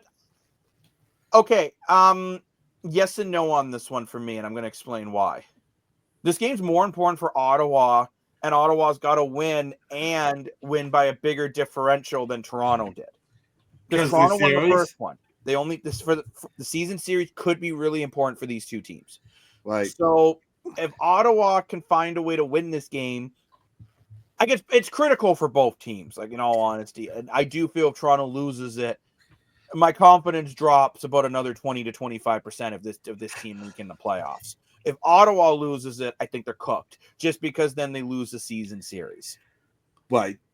So this is a big game for both teams, but I do feel it's a little bigger for the Ottawa Redblacks, un petita, not by much, but a little bit bigger, because Ottawa lost the last game by 13, so Ottawa's got to win and win by 14. They got to win by 2 TDs, which by the spread going into this game, none of the experts are predicting that. And I'll be honest, I think if Ottawa wins, which I'll get into it if I think they will or not, it won't be by 2 touchdowns. I'm curious, though, for you guys, do you think it's going to be more of a Drew Brown throwing or more of a stand back and Anababoye running? Probably more throwing. You think more throwing? What do you think more for? What's the weather supposed to be like? Beautiful. Beautiful. Your favorite kind of weather, hot and sticky. Oh, nice. I like it hot and sticky. I'm not going to comment on that. I'm going to say in that case, it's going to be a flowing game. I could see Ottawa trying to put together longer drives with more runs.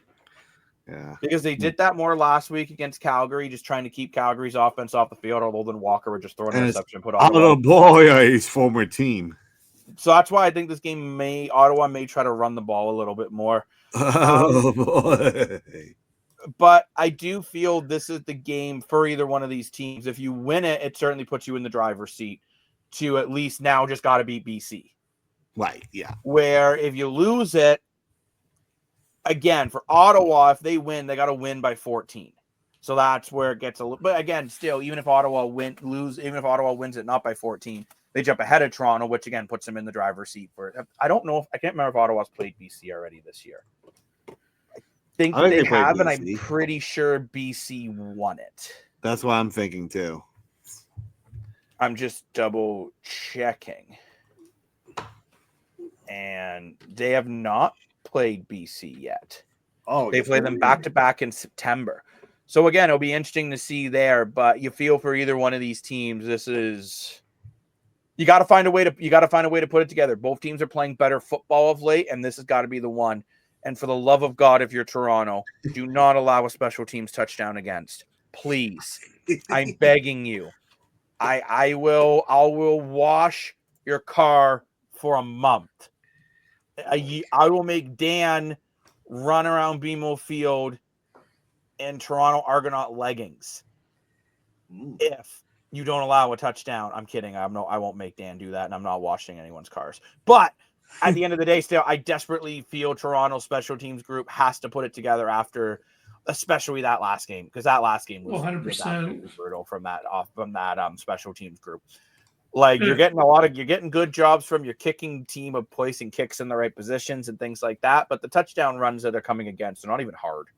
Like the runners just going like bleh, and that's the end of it. So, and with Pimbleton, I know he's had the odd fumble, but the guy's elusive. Okay, I got a question.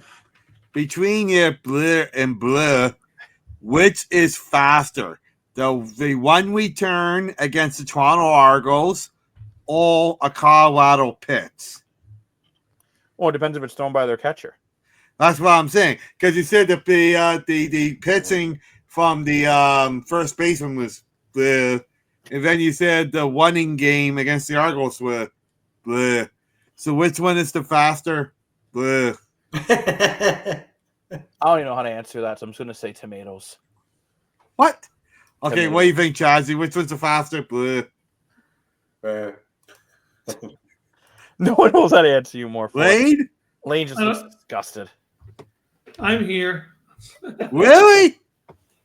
I didn't know talking about. I will say this. This was a great question, Dan, bro. Okay, fine. I will answer you. I think allowing 20 runs is worse than allowing 2 special teams touchdowns in the Canadian Football League. Because, in the NFL would be even worse because you're literally just to stand on the 1 yard line. They can just wave and you're not allowed to touch them. In the CFL, at least you have to get them a bit of room, and there's elite returners in this league. In baseball, to allow 20, 15, and 11 runs in 3 games, that's just unacceptable. Well, the proper answer, I answered your bleh versus bleh.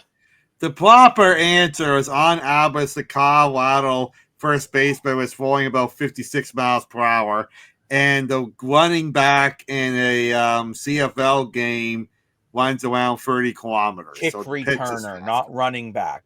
Same thing. The kick returner will run about 30 kilometers. Not at all. Well, they're both running on the field. To the actual game itself. And before I quickly have to say, I've already goes, dude, you skipped me. And let's get right into our props plus the game. And I'm going to start with Lane. Who wins this critical game, Ottawa or Toronto? You got to think. Do you want to go back to Ty Cat jail? I'm going to say Ottawa. Oh. His get out of jail free card is expired. He is so disgusted by that answer, his computer crashed. So we'll get Mr. Lane go back when he is available. But Mr. Moore, I'm going to ask you next. Do you think Toronto gets it done, or do you think Toronto's season is done? Dan, that's not an answer. I know. Okay, I think Toronto's going to win this game. I'm not trying to sound biased, but I still think overall on paper feel Ottawa's got a better quarterback, technically, Drew Brown. I think on paper, overall, Toronto's a better overall team than Ottawa. I do agree with you there, Dan. I do think Toronto is a better overall team than Toronto, and that's why I'm also picking the Toronto Argonauts. I'm looking at these games of late, and I think the Argos probably should have won 2 out of the 3 games that actually potentially they could have won all 3 of those last ones. I think Ottawa, if it's Vernon Adams Jr. playing in Calgary, I think you would have lost that game. Or if their defense, remember, to get interceptions, you got to hold on to the ball. But Chazzy, I want to go to you here now. You can either make this a tiebreaker, or you can side with the Moore brothers. Who are you taking, Ottawa or Toronto? I'm taking Ottawa. Oh, I get it. Lane's so good looking that you figured you got to go with him. See, the short, dark, and ugly stick together, and the beautiful, tall, dark, and handsome stick together. Dan, I'm 6 feet. Yeah, Lane's not, but that's not the point. The point is, Lane and Chazzy are good looking, and we're fat, not good looking. But let's get into these props here before Dan starts flirting with the entire island here. And I'm going to start. Dan, enough of the bleh. I'm going to start with Mr. Chazzy. Will DeMonte Coxey get at least 2 catches over 30 yards each catch? So 2 explosive plays. I've had 30 yards in the game. Like, what? I'm going to say no. You're going to say no. Whoa. As a reminder, he almost had 4 of them. I know. And Ottawa's got a bad secondary. I am completely disagreeing with you. So much, Chazzy. I thought that was a no-brainer. So much, Chazzy. Get out of my room. Welcome back, Chazzy. Wow. I'll send you the Give me those streaker points. I want the smoke. 4-1 in my last 5 rivalries, so send one over. Oh. So, Mr. Dashko, I'm going to go to you next. Since you feel Ottawa is going to win, I think you're calling for a passing game. Drew Brown, 270 yards and 2 TDs. Yep. Short and sweet, just like Mama used to make the cookies. I'm going to say that for the Argos to win, the O-line has to be better. And they are going to allow no more than 3 sacks on Nick Arbuckle. Last week was 5. I don't see Ottawa's defensive line attacking the way Willie Jefferson just murdered them. And I think the O-line will be a little bit better. But, Dan, I'm going to throw this one to you. Nick Arbuckle is leading the CFL in interceptions. However, Ottawa's defensive backs are not great. Do you think Ottawa can improve and move and get 2 create 2 turnovers? No. Okay. I think Nick Arbuckle is going to have a very big game. It's like you said, he's been really good the past 3 games. This is a do-or-die situation. Nick Arbuckle wants to prove that he's a legitimate quarterback in this league, just not a Grey Cup wonder. So he's going to get it done. Now let's move on to my favorite game show. Yes or less. 50 points. Lane, since no one's jumping in. Ooh, 50 points. You're saying less. You're saying less. Craig, yes or less? Less. I'm going to say yes. I think we're going to get more. I think it might be upwards towards 60. What? Yes. Oh my gosh, Craig just highlighted the entire script at once. Dan, what are you thinking? I think yes. So there we go. We have the Moore brothers versus the Chaz Dash. Yes. There you go. And now let's move on to the evening game on Saturday night, the Western Showdown. The Winnipeg Blue Bombers versus the Calgary Stampeders. Now I got to say, Winnipeg's got to be amped for this. Because the last 2 games against Calgary, I think Winnipeg's going to go bleh. You were absolutely slaughtered the last 2 games. Winnipeg usually dominates Calgary. This year it's been the complete opposite. And Winnipeg has got to feel like this. I'm going to say this. I think you're starting to get into must-win territory for Winnipeg. You were last week against Toronto. You got it done in some very weird ways, but you found a way. And now you have Zach Collaros back. He is starting, which I think is the right decision, considering I thought Streveler played terrible last week. It was just the special teams that got the job done. But Calgary's on a 2-game losing streak. And Chazzy, as the local cowboy on the island, are you feeling uneasy about Calgary's losing streak, or do you honestly think it was just that the ship was without a captain, Vernon Adams is back, and we're going to get their Calgary's just going to pick up right back where they left off? Yeah, anticipating a much better game here and not expecting too much out of Winnipeg this week because I don't know. I just don't think Collaros, to your point, is that QB for them this year. That I think Calgary is just going to bounce back, right the ship straight, and go on a run here. Well, and I think, oh my gosh, Dan's thirsty. I think Calgary has to go on a run. But Chad's going to be on care longer. Because you are allowed to drink. Because Calgary is now 4 points behind the Riders. And they need to start winning some games if they want to avoid having to play Winnipeg or BC in the playoffs. Because I'm just going to keep it honest here. As no matter how bad Winnipeg is, if they make the playoffs, I feel they have a chance to go on a Grey Cup run. Just because they have that championship pedigree. So you're going to be looking for Calgary to have a major bounce back point. But to Chazzy's point, as I've pointed out, and Dan gets very angry when I do, Zach Collaros is not having a good year. So he needs a bounce back. Will this be the bounce back game against one of the best defenses in the league? No. That's going to be tough. I think this might be the game where you start to see if Zach Collaros is still that quarterback. He's only got an 89.1% efficiency rating, the worst efficiency rating out of all starting QBs who have played at least 2 games this year. Because I'm not going to count it against like PJ Walker, who went out there and just was not an experienced quarterback. Like Zach Collaros years past has always been in that like high 90s to low 100s efficiency rating minimum.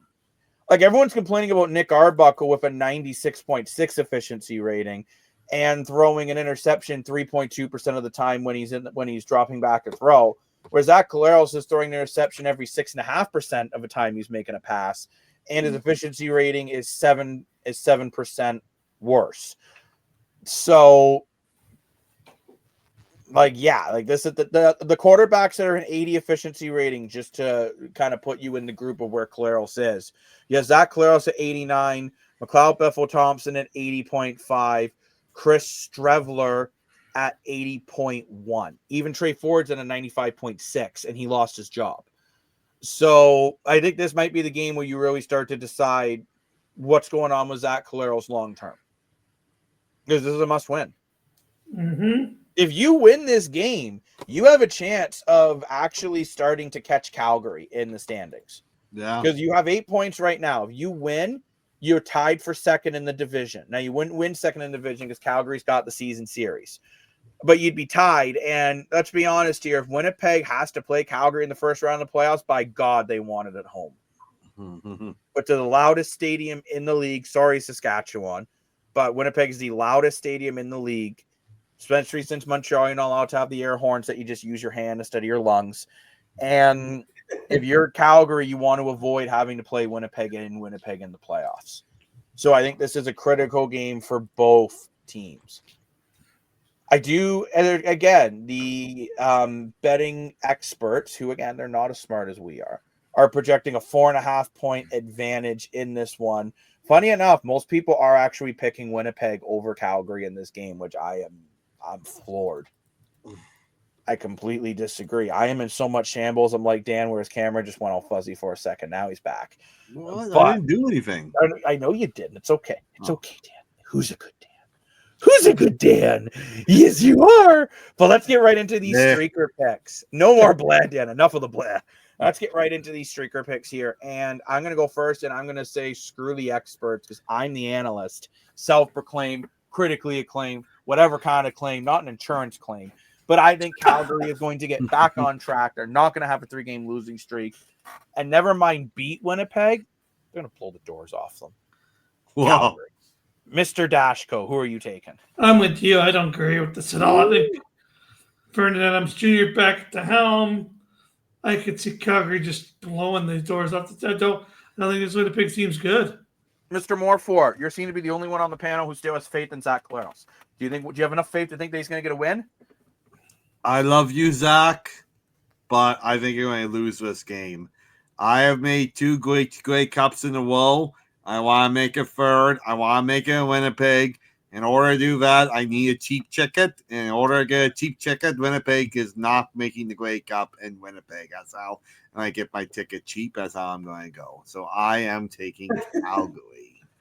So I'm assuming we're going to have a boring panel. I don't know yet. Maybe I'll walk. No, I definitely won't. Chazzy's going to walk from Hamilton to BMO, so who knows? But That's Chazzy, right. Are you also taking Calgary in this? I'm assuming you don't see Calgary losing 3 in a row, do you? No. Yeah, I don't either. So all 4 of us taking Calgary. Wow. But will we all agree on the props? That's Probably. the $1 million question that I don't have $1 million. So we'll say it's the $1 question because I actually do have $1. It's a nice loony. I want it. You can't have it. It's mine. Mm. But Dan, I will let you go first on the props. Zach Collaros, 250 yards and a touchdown. Yep. I disagree with you there. Collaros under. I would honestly. I think I'll be surprised if he hits 200. Wow. Mr. Dashinator. I always thought if you were a transformer, you'd be the Dashinator. Calgary's running game was shaky last week, but you would think with the quarterback and the RPO action that will change. Do you think they would have combined 115 yards rushing? Get that running game back on track? Yeah. Even against this Winnipeg defense. Oh, yeah. Oh, I do agree with you on that. But Mr. Chazzy 7.77, still no more update in the last 20 minutes since I last asked you. Vernon Adams Jr., 300 yards and 2 TDs. Yes. I think slightly less. I think he'll be around that 280. I think he's going to have a really good game, but I think Calgary's going to run away with it. So I don't quite agree with you there, but we're close. I'll put my rivalry legacy of my 4-1 last 5 on the line. That's right. Wow, that's impressive. You know what, Chazzy? You're turning into Bo Levi Mitchell. You're just getting way too cocky over your 4-1 streak. Ready, go. I do think Winnipeg's defense will have some moments, and I think they're going to get at least 4 knockdowns in this one, whether it's from the defensive line or it's from the defensive back group. I do think they'll be able to create at least 4 knockdowns to try to keep this game close. Will it be close? Absolutely not. But let's get into my favorite game show, Yes or Less, brought to you by me, the guy who created it. 49 points, yes or less. Chazzy, yes or less? Of course, you had to ask me. I'm still I'm going to say less. Yes, I don't less. see Farmer scoring here, so I'm going to say less. Mr. Moore, 4. I'm going off the board of this one. I'm saying less. You're saying off the board. You just copy Chazzy. Yeah, but I said yes for all the other ones. This time I'm going less. You know what? For that comment, you need to get disinfected. We're not sponsored by Lysol. I don't believe in that. And we're not getting into that. Mr. Lane, who are you? Yes or less? Well, I'm actually going off the board and saying yes. Well, now I'm going to sound like I'm copying you because I agree. Oh, Because I think we're going to see Calgary get around 35. And I think we could see Winnipeg put up, 2 TDs. So I'm going to say yes on this one too. But that is what we have for the CFO today. And remember, the CFO is in the Streakers app. You can challenge any of us to rivalries, especially Chazzy, since he's 4-1. I mean, you gotta smarten him up. He's getting too cocky here on the island. I'm gonna have to boot him off again. But don't forget to check out all our social medias for the CFL action will be up this weekend. Got the Ticats and BC game and the Toronto and Ottawa game.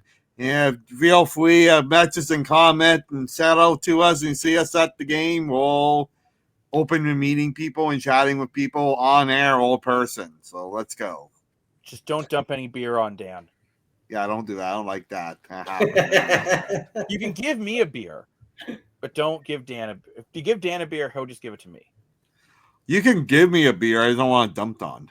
But let's move on to a new segment. And I'll have it. And then we'll let's give it away. Segment in the Streakers Island podcast. And this segment is called, are you ready? It's called Gas or Ass. This is where we take a topic and we really take a look at it. Is it gas? Is it fire? Is it electric? Or is it D-O double dog food? Welcome. Take Dog! Or remember, gas or ass will be a trademark trending very soon to a theater near you. But let's look at this. And this is the NHL covers. NHL 26 has been released. The trailer has been released. By the way, we're going to break down that trailer live this weekend. But I want to ask you guys just quickly, gas or ass? Dan? Asshole. Lane, gas or ass? I know it's getting a lot of criticism. I actually think it looks nice. I'll say gas. It does look nice. Chazzy, gas or ass? I'm going to say gas. I am going to go last and say ass. Ass. Terrible. On to the next one. I feel the same. Ass for the deluxe edition. What are you boys feeling? Chazzy. Gas. More for Assholes. Mr. Lane. I agree. This is kind of ass. I don't like this. Now, this does bring into the topic, and this is kind of what's been swirling around social media. Remember, make sure to follow Gas or Ass. This will become a social media page. We're going to talk all different kinds of topics, but it's going to be in the podcast as well. But let's just address the elephant in the room here. Everyone thought this was going to be Johnny Gaudreau, right? Yeah. I mean, I don't know how you didn't see it where this wasn't either A, Johnny Gaudreau, or B, Marc-Andre Fleury. You had two ones to take. Wait a minute. And for a deluxe edition, why not the two of them? I just thought of someone else. Why not Alexander Ovechkin for a second time? He literally broke the goal record. No, but yeah, I see your point. Maybe that will be the cover in Russia. Just like fun fact, William Nylander was the cover in Sweden before. But I didn't know they had different covers in different countries. They do. They do. Oh, I didn't know. And also, too, straight up though, Canada and the States get the same cover, and Canadians are very unhappy for an all-American cover. Yeah. So there's another thing. I think if it was Johnny Gaudreau, no one would have been upset about it, right? That's the slam dunk. It would have been also too. You know what? You could have done that.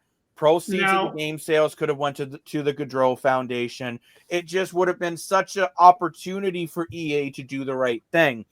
Mm-hmm. And I just also too, why Kachuk? Yeah. Anyone. Number one, if you're going to give someone from Florida, Sam Bennett's the one that won the Conn Smythe, not Matthew Kachuk. That's what I was going to say. No one likes Matthew Kachuk. No. Well, I think Lane might. But Lane, go ahead.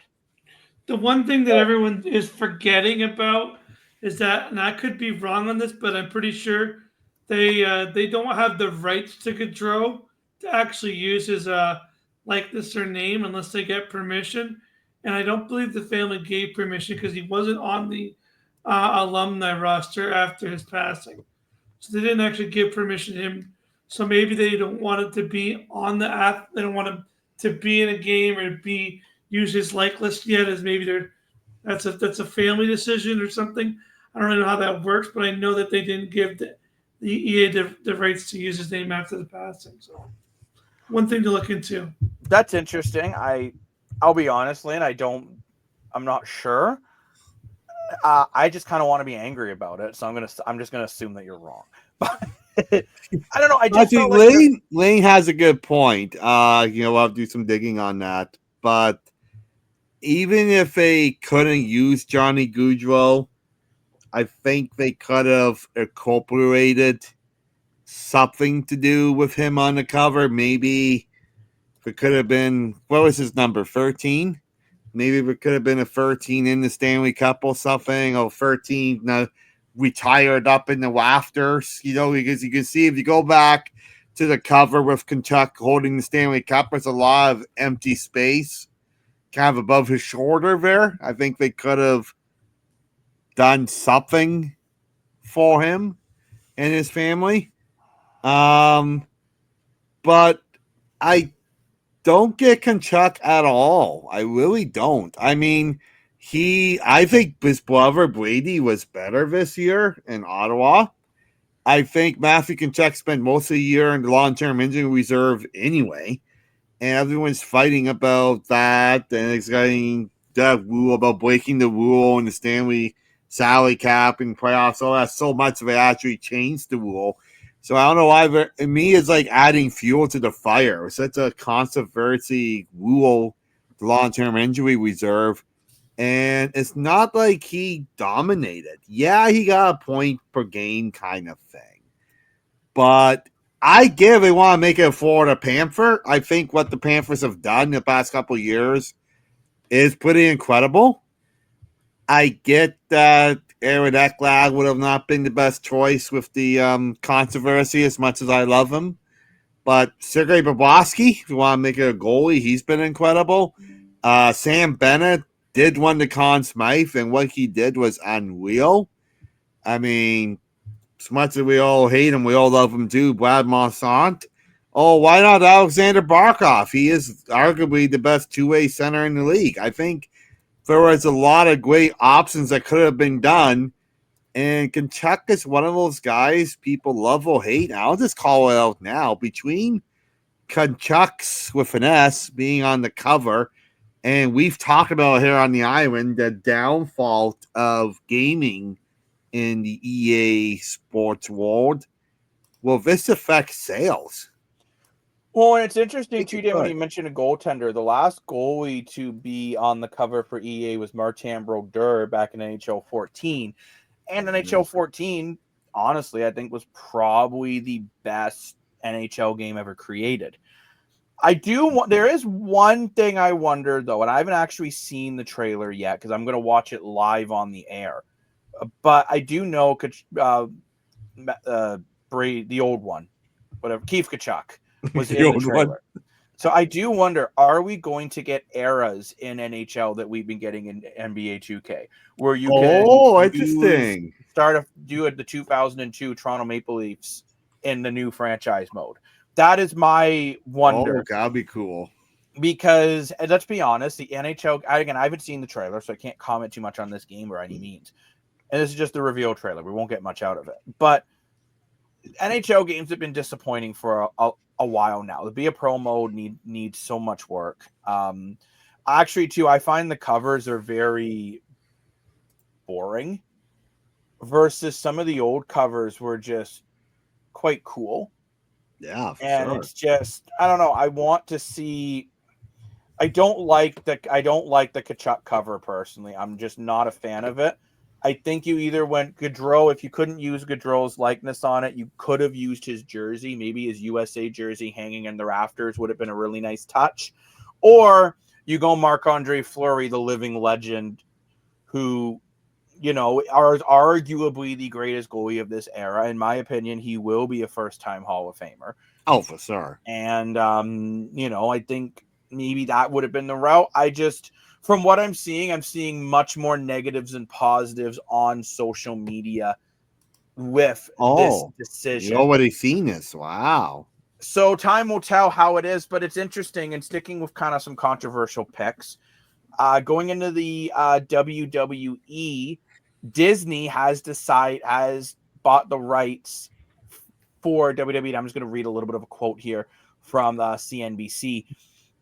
Disney-controlled sports entertainment business will pay an average of $325 million per year over 5 years for the U.S. rights for WWE's biggest live events, including WrestleMania, Royal Rumble, SummerSlam, beginning in 2026. According to a few people familiar with this, the decline naming speaking about the deal specifics. The spokesperson at WWE and ESPN declined to comment. NBC Peacock had previously been paying roughly $180 million per year on a 5-year package, according to 2 insider sources. Now, in a theory, this sounds great for wrestling fans in the States. First I heard, I'm like, oh, sweet, ESPN, Disney, whatever. Mickey Mouse. But I want to ask Mr. Dashko here, because you were talking about how this is actually just going to kind of make things a little more complicated for WWE fans. Well, for sure, because, you know, you look at the international stage, right? here in Canada and internationally, at least it's in one specific place. It's on Netflix. So you want to watch Monday Night Raw, you go to Netflix. You want to watch NXT, it's on Netflix. You want to watch the PLE, the WrestleMania, SummerSlam, it's on Netflix. SmackDown, Netflix. We all have it in one centralized location. Now in the States, they're making it, you got to have Netflix or Raw. Now you're going to have to subscribe to ESPN or pay their $29.99 a month to watch your pay-per-views. Now you're going to have to still have cable to watch Friday SmackDown and NXT. So they're making it so much harder for their biggest fan base to consume their product. I personally don't get it. Yeah, it is. It is an odd situation where, let's be honest, this is the way I think content viewing is going to go. And people said they didn't want cable. Well, now you're going to have to buy 5 or 6 streaming platforms to watch everything you want to watch. And as much as that's going to be frustrating for people, I hate to saying it, the consumer kind of cooked their own goose on it. And it sucks. I'm not a fan of it. I'm personally still one of those few people in my generation that use conventional cable.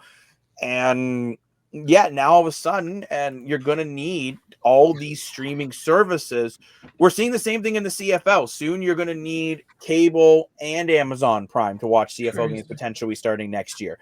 In the NHL, if you want to watch the games, you need, if you don't want to go the cable route, you got to go Sportsnet Live, whatever, Sportsnet's streaming service, TSN streaming service, and Amazon Prime, or at least cable and Amazon Prime.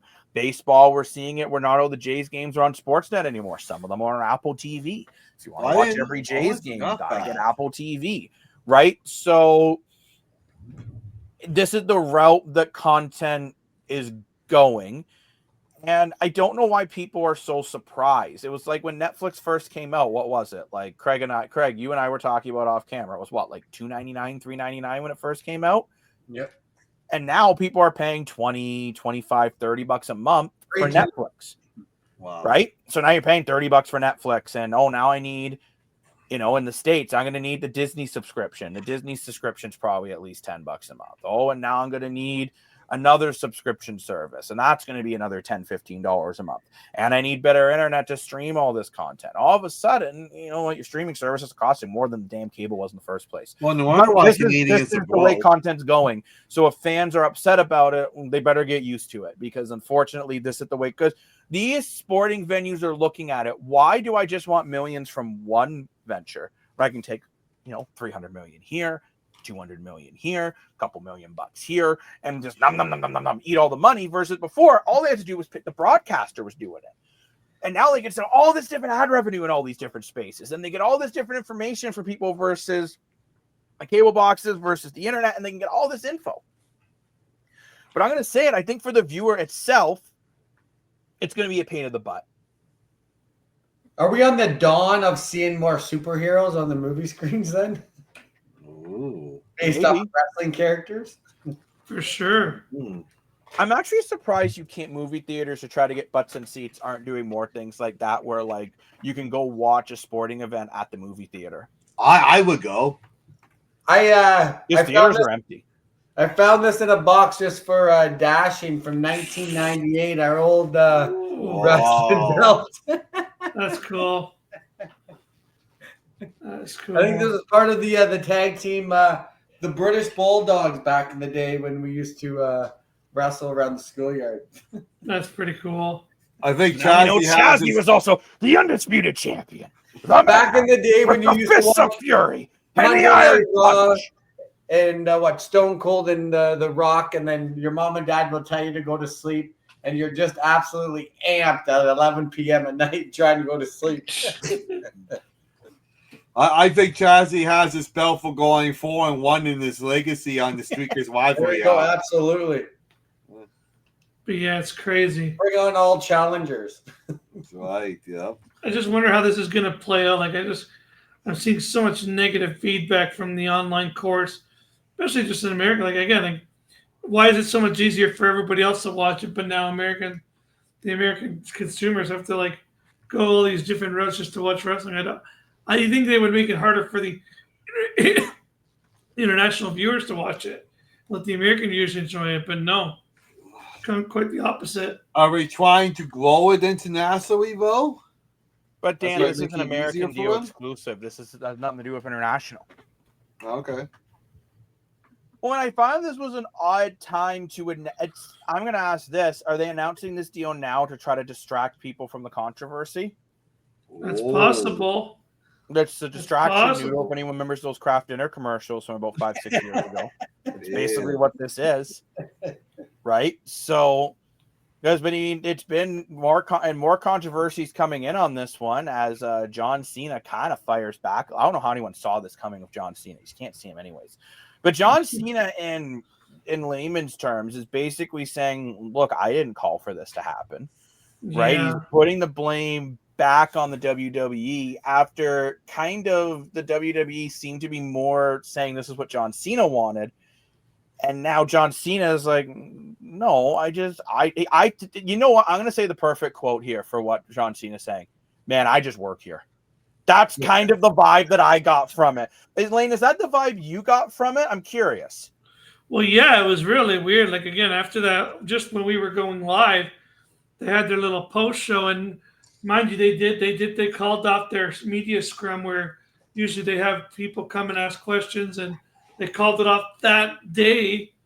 Of course, wonder why, but they still had their post show, and they had Paul Levesque, who is people don't know, is Triple H, who is the head of content creator, the chief, the COO, he's like the face that runs into the place, and he went on at the post show and was basically like, well, John Cena, well, it's his story. He's the one who's asking for it. And don't get mad at us. He's the one who's been saying, Brock Lesnar.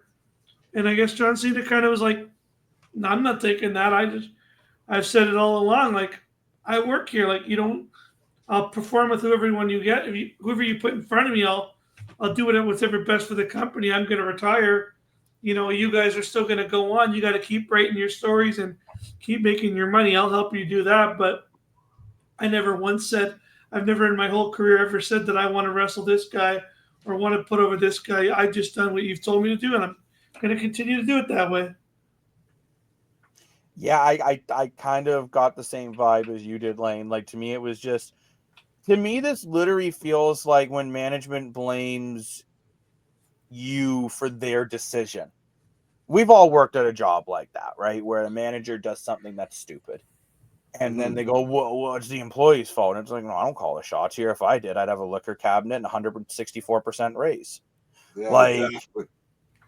So you heard it here, Chazzy. Those are my new demands. But what do you guys...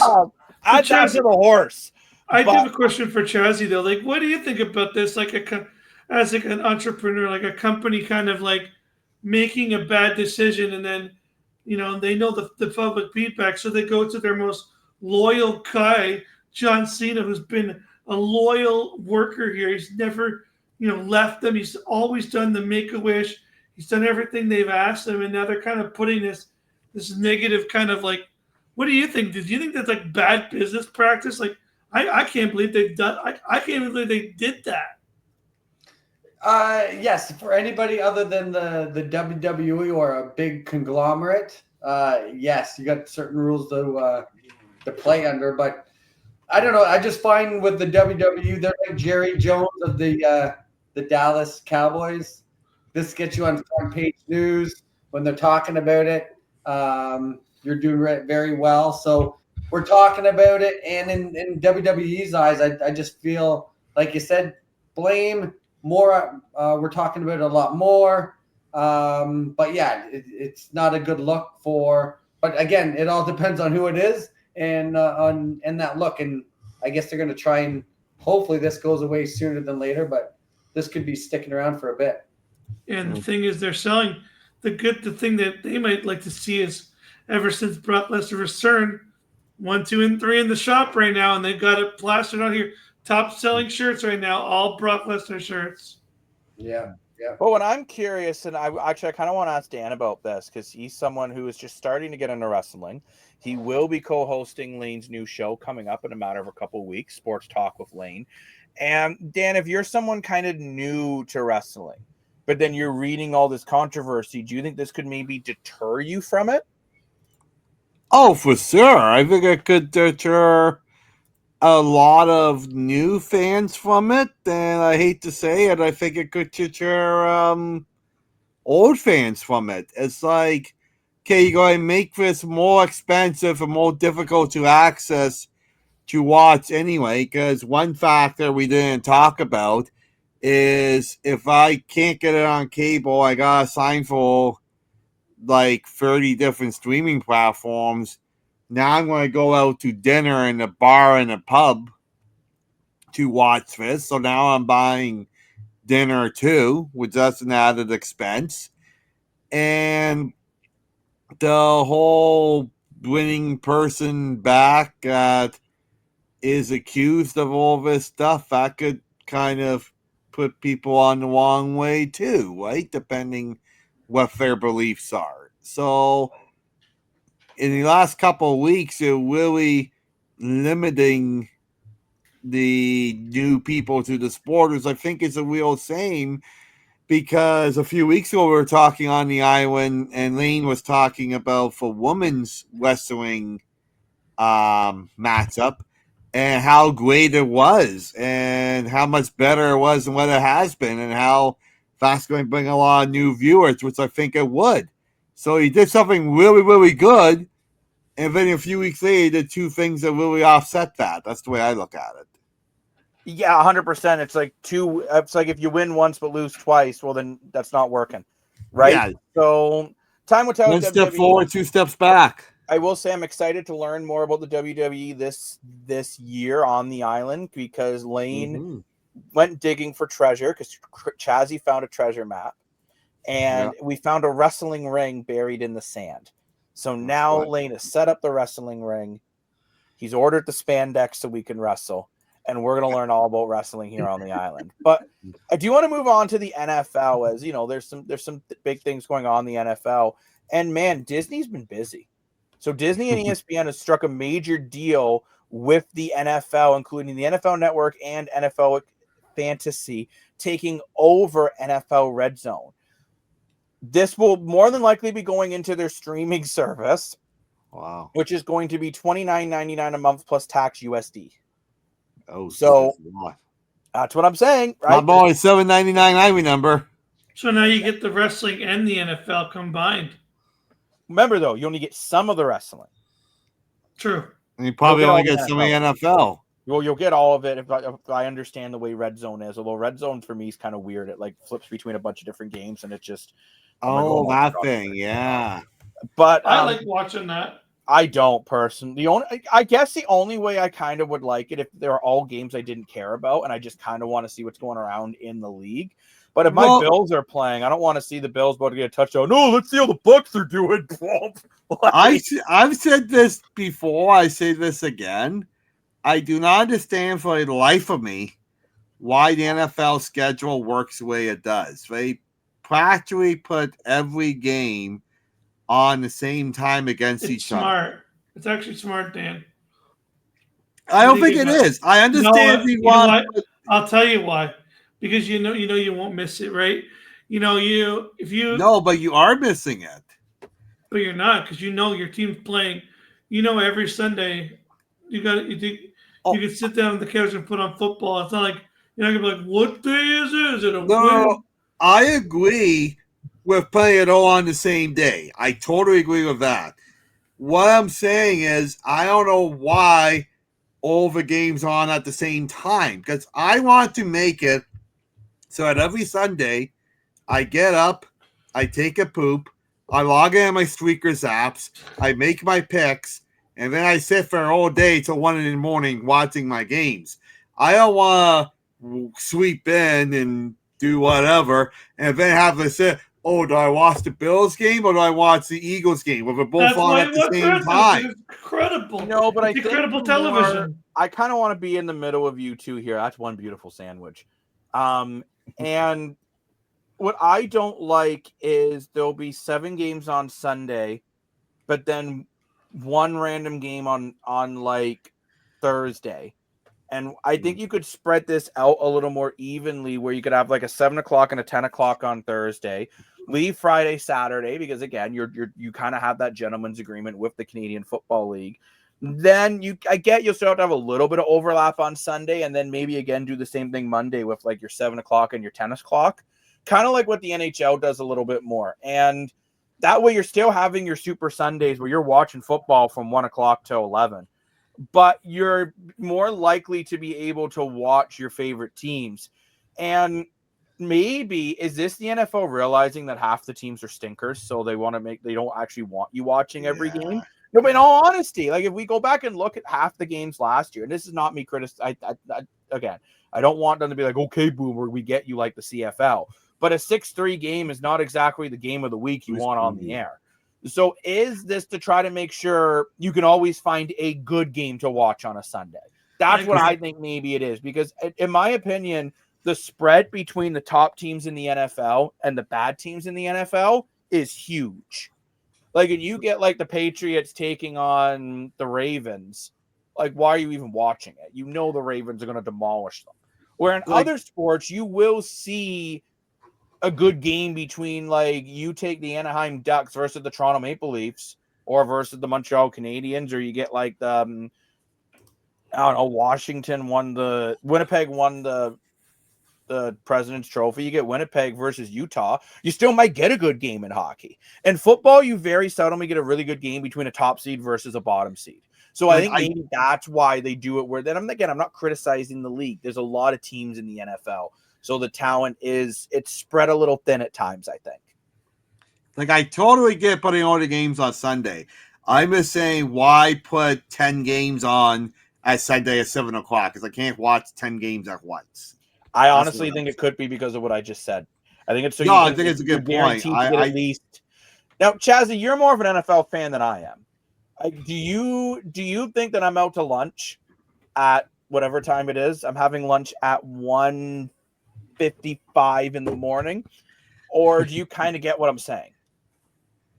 You're like, the NFL owns a day of the week, and it's just what we're used to, right? So I don't know. It's anytime that you have an NFL game, it's just the excitement, the feeling, and I don't know. It's what I'm saying, man. With the but what I mean is, like, are you trying to put multiple games on Sunday so people don't have if there's a dud, you can flip it?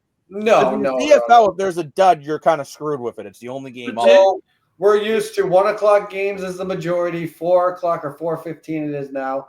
You got your evening game. You got Monday, Thursday, and then you get closer to the playoffs. You got your Saturdays. Jacob, here's the way I look at it, right? Dan talked about going to the bar, right? And what's amazing about going to the bar on a Sunday, drinking beer and eating chicken wings. And when you go to your local pub on a Sunday, let's go, Lane. You're sitting in front of 30 TVs, and they got the Bills game over here. They got the Chiefs game over here. That's a good point. You got this fan yelling. You got this fan yelling at that. Hey, Patrick Mahomes, look like a frog. And say, "Well, I beat you up." That's a great point. All I know is, man, you guys must be really useless at work on Monday. Yeah, because you've been at the bar till 1 a.m, and then you got a 6 a.m. call at work. It doesn't even matter. Mr. CEO Chazzy, I have a proposal. It's the frequency the season brings, right? So for sure. Mr. CEO Chazzy, I have a proposal for the island. I think we should go the European route and have a 4-day work week. No, sure. I disagree. That is ass, not ass for the island. But other news in the NFL, Bridgewater's heading back to the Buccaneers on a 1-year deal. I know, just adding some depth with somewhat of a veteran quarterback. I think that's honestly, I actually like this move for the Bucs. I think it's bringing in a little stability. I agree. To the quarterback room. You know who doesn't have any stability though? Yeah, here we go, the Cowboys. Yeah. Micah Parsons drama is continuing, and according to the Times, there are rumors that wherever Micah Parsons gets dealt, and if it's the Rams, Aaron Donald might come back. Wow. Oh, interesting. Play with his buddy Micah Parsons. All of a sudden, the Rams look a hell of a lot better if they get Parsons and Donald. That defense will be very, very strong. And I was talking with a good friend of the program, Adam, the other day. Won't say his last name. He doesn't like his last name. I don't know why. It's a beautiful last name. Sounds very professional. But he was saying he just doesn't get why the Cowboys just don't pay him, because the franchise tag him in the next 2 years is going to cost you like $30 million anyway. So why not just pay him now? Do you think this is? I think this is more of a power complex between the owner and the player, because I think Jerry Jones is kind of an idiot. Just calling it out. I know Dan loves him because he has a helicopter, but I think this is more of a power trip. What do you guys think? Oh boy, I'm not sure. It's the same script, just different scenario. It feels well. I do understand a bit. Like I can't lie. Like if I'm Micah Parsons, I look at the team being like, kind of like we were talking about the Blue Jays not succeeding. Kind of look at the Dallas Cowboys as in their team, like on the Leafs, or like we're like every year it's the same thing. We make the playoffs and then it's like, yeah, here we go. America's team. It's a team that they're a similar team where they're kind of they get to the playoffs and then they get there and it's like, yeah, but who cares? Yeah. No, I understand the frustration. I feel there's something too, because we're seeing it more and more, and the value of these players coming off their rookie contract is there's a huge margin now on what they're getting in their final year and what they feel they're worth, which sometimes some of these studs are like 2-3 times, even 4 times the amount of their rookie contract. So until they sort of like, and football is like, they're not guaranteed 100% guaranteed contracts, right? So like I said, I get the player side. They're going to try and get the best deal. And Micah Parsons, like he's your leader. He's your face. He's passionate. He wants to be there. Like, I don't know why you want to sort of ruffle the feathers of an icon that you could the legacy within the Cowboys of what he has, right? So now we'll see what happens. But it sounds like just his tone and sort of the way he's carried his passion, like it'll be hard for him to play for the Cowboys this year. It's kind of reminding me of the James Cook situation in Buffalo. Like you just exactly. Either get it done or move him. Yeah. Just get it done or move him. But we'll definitely be keeping our eyes on that on the island. And another one, unfortunately, we have to keep our eye on is the heavyweight battle between two bad quarterbacks, between Anthony Richards and Daniel Jones. I can't believe these two are battling for a QB1 spot. Like, I don't even think these guys are starters in the XFL, especially Daniel Jones. At least Anthony Richardson, I get that he's young and has potential. But like Danny Dimes, I've never been the biggest fan of him.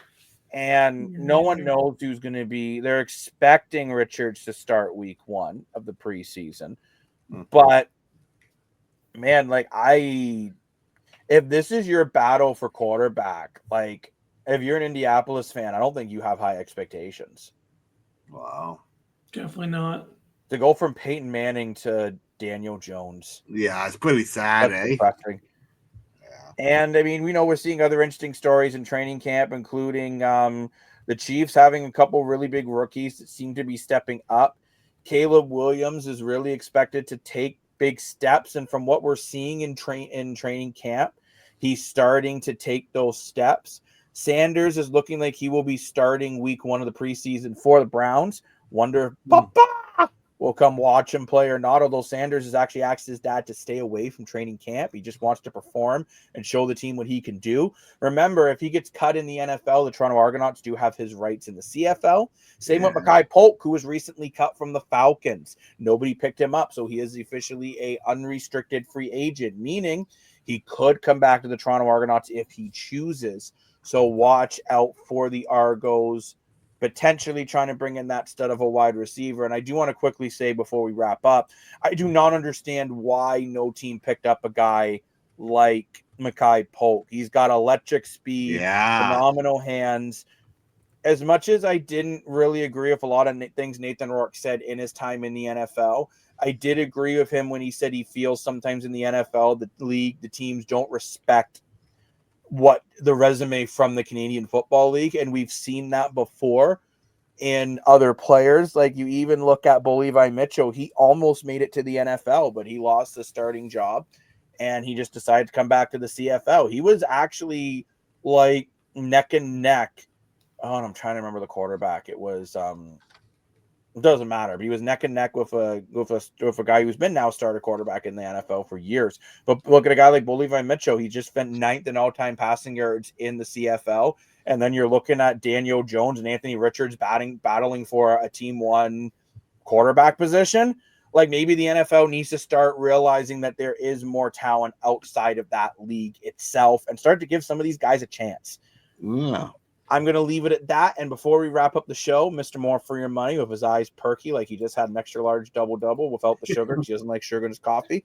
What is your mindset for tonight? Well, Chazzy's McDouble coffee was so huge where he saved me a couple sips, so that was nice of him.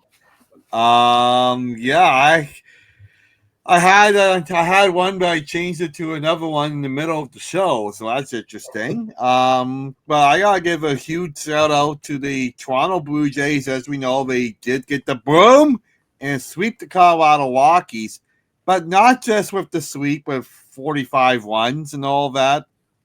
They did it with class, and I give them so much respect. The score did run up, and when they won up the score, they didn't over celebrate. And I give them a lot of credit for that because they were, even though there was an away game, as Flatty says in the interview, they have Jay fans everywhere, right? So you always don't celebrate on the road against the other team's fans, but they did have Jay's fans there too.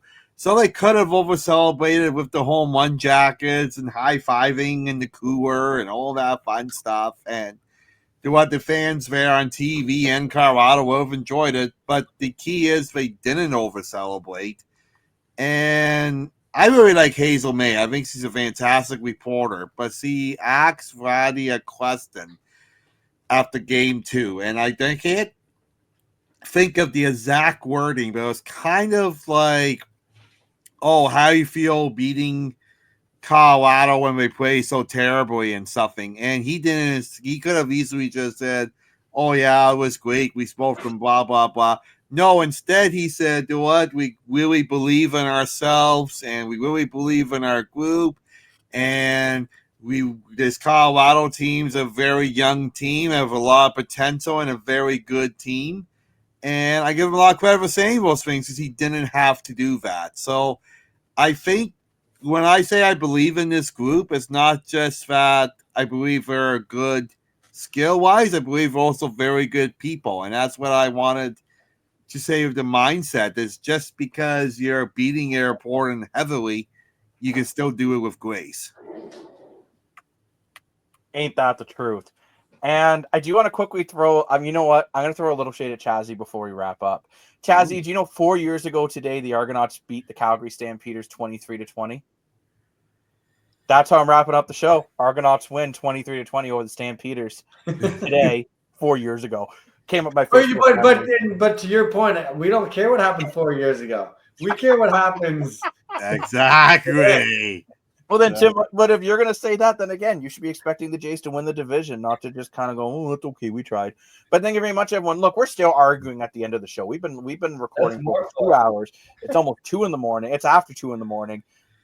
Lane just looks like now he's just contemplating his decisions. He's a bit to eat his name tag. Oh, before we go, I gotta give Lane pop. I didn't realize till the end of the show that Lane's wearing a cool Toronto Maple Leaf shirt. I thought it was just a blue shirt. Then we realized, it has the Maple Leaf, so good on that. Lane is just like, why is Dad staring deeply into my beautifulness? Because he's beautiful. Thank you, everyone, for watching this episode of the Streakers Island podcast.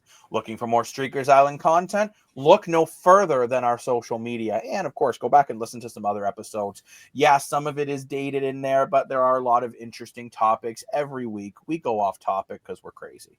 I'm Jacob Moore, the self-proclaimed sports analyst. You can find me on the Streakers app as Jacob Moore Sports Analyst.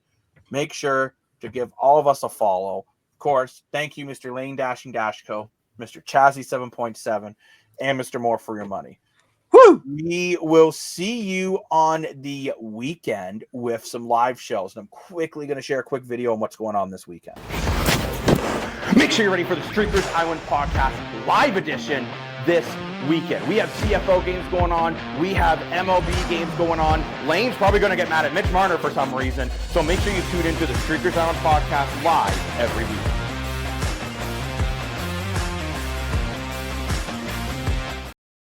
Well, that's all she wrote, folks. I'm cutting from me to me. Thank you very much for watching, and thank you, me, for throwing to me. We'll see you guys on the weekend. Bye-bye. Me. It's gonna be me.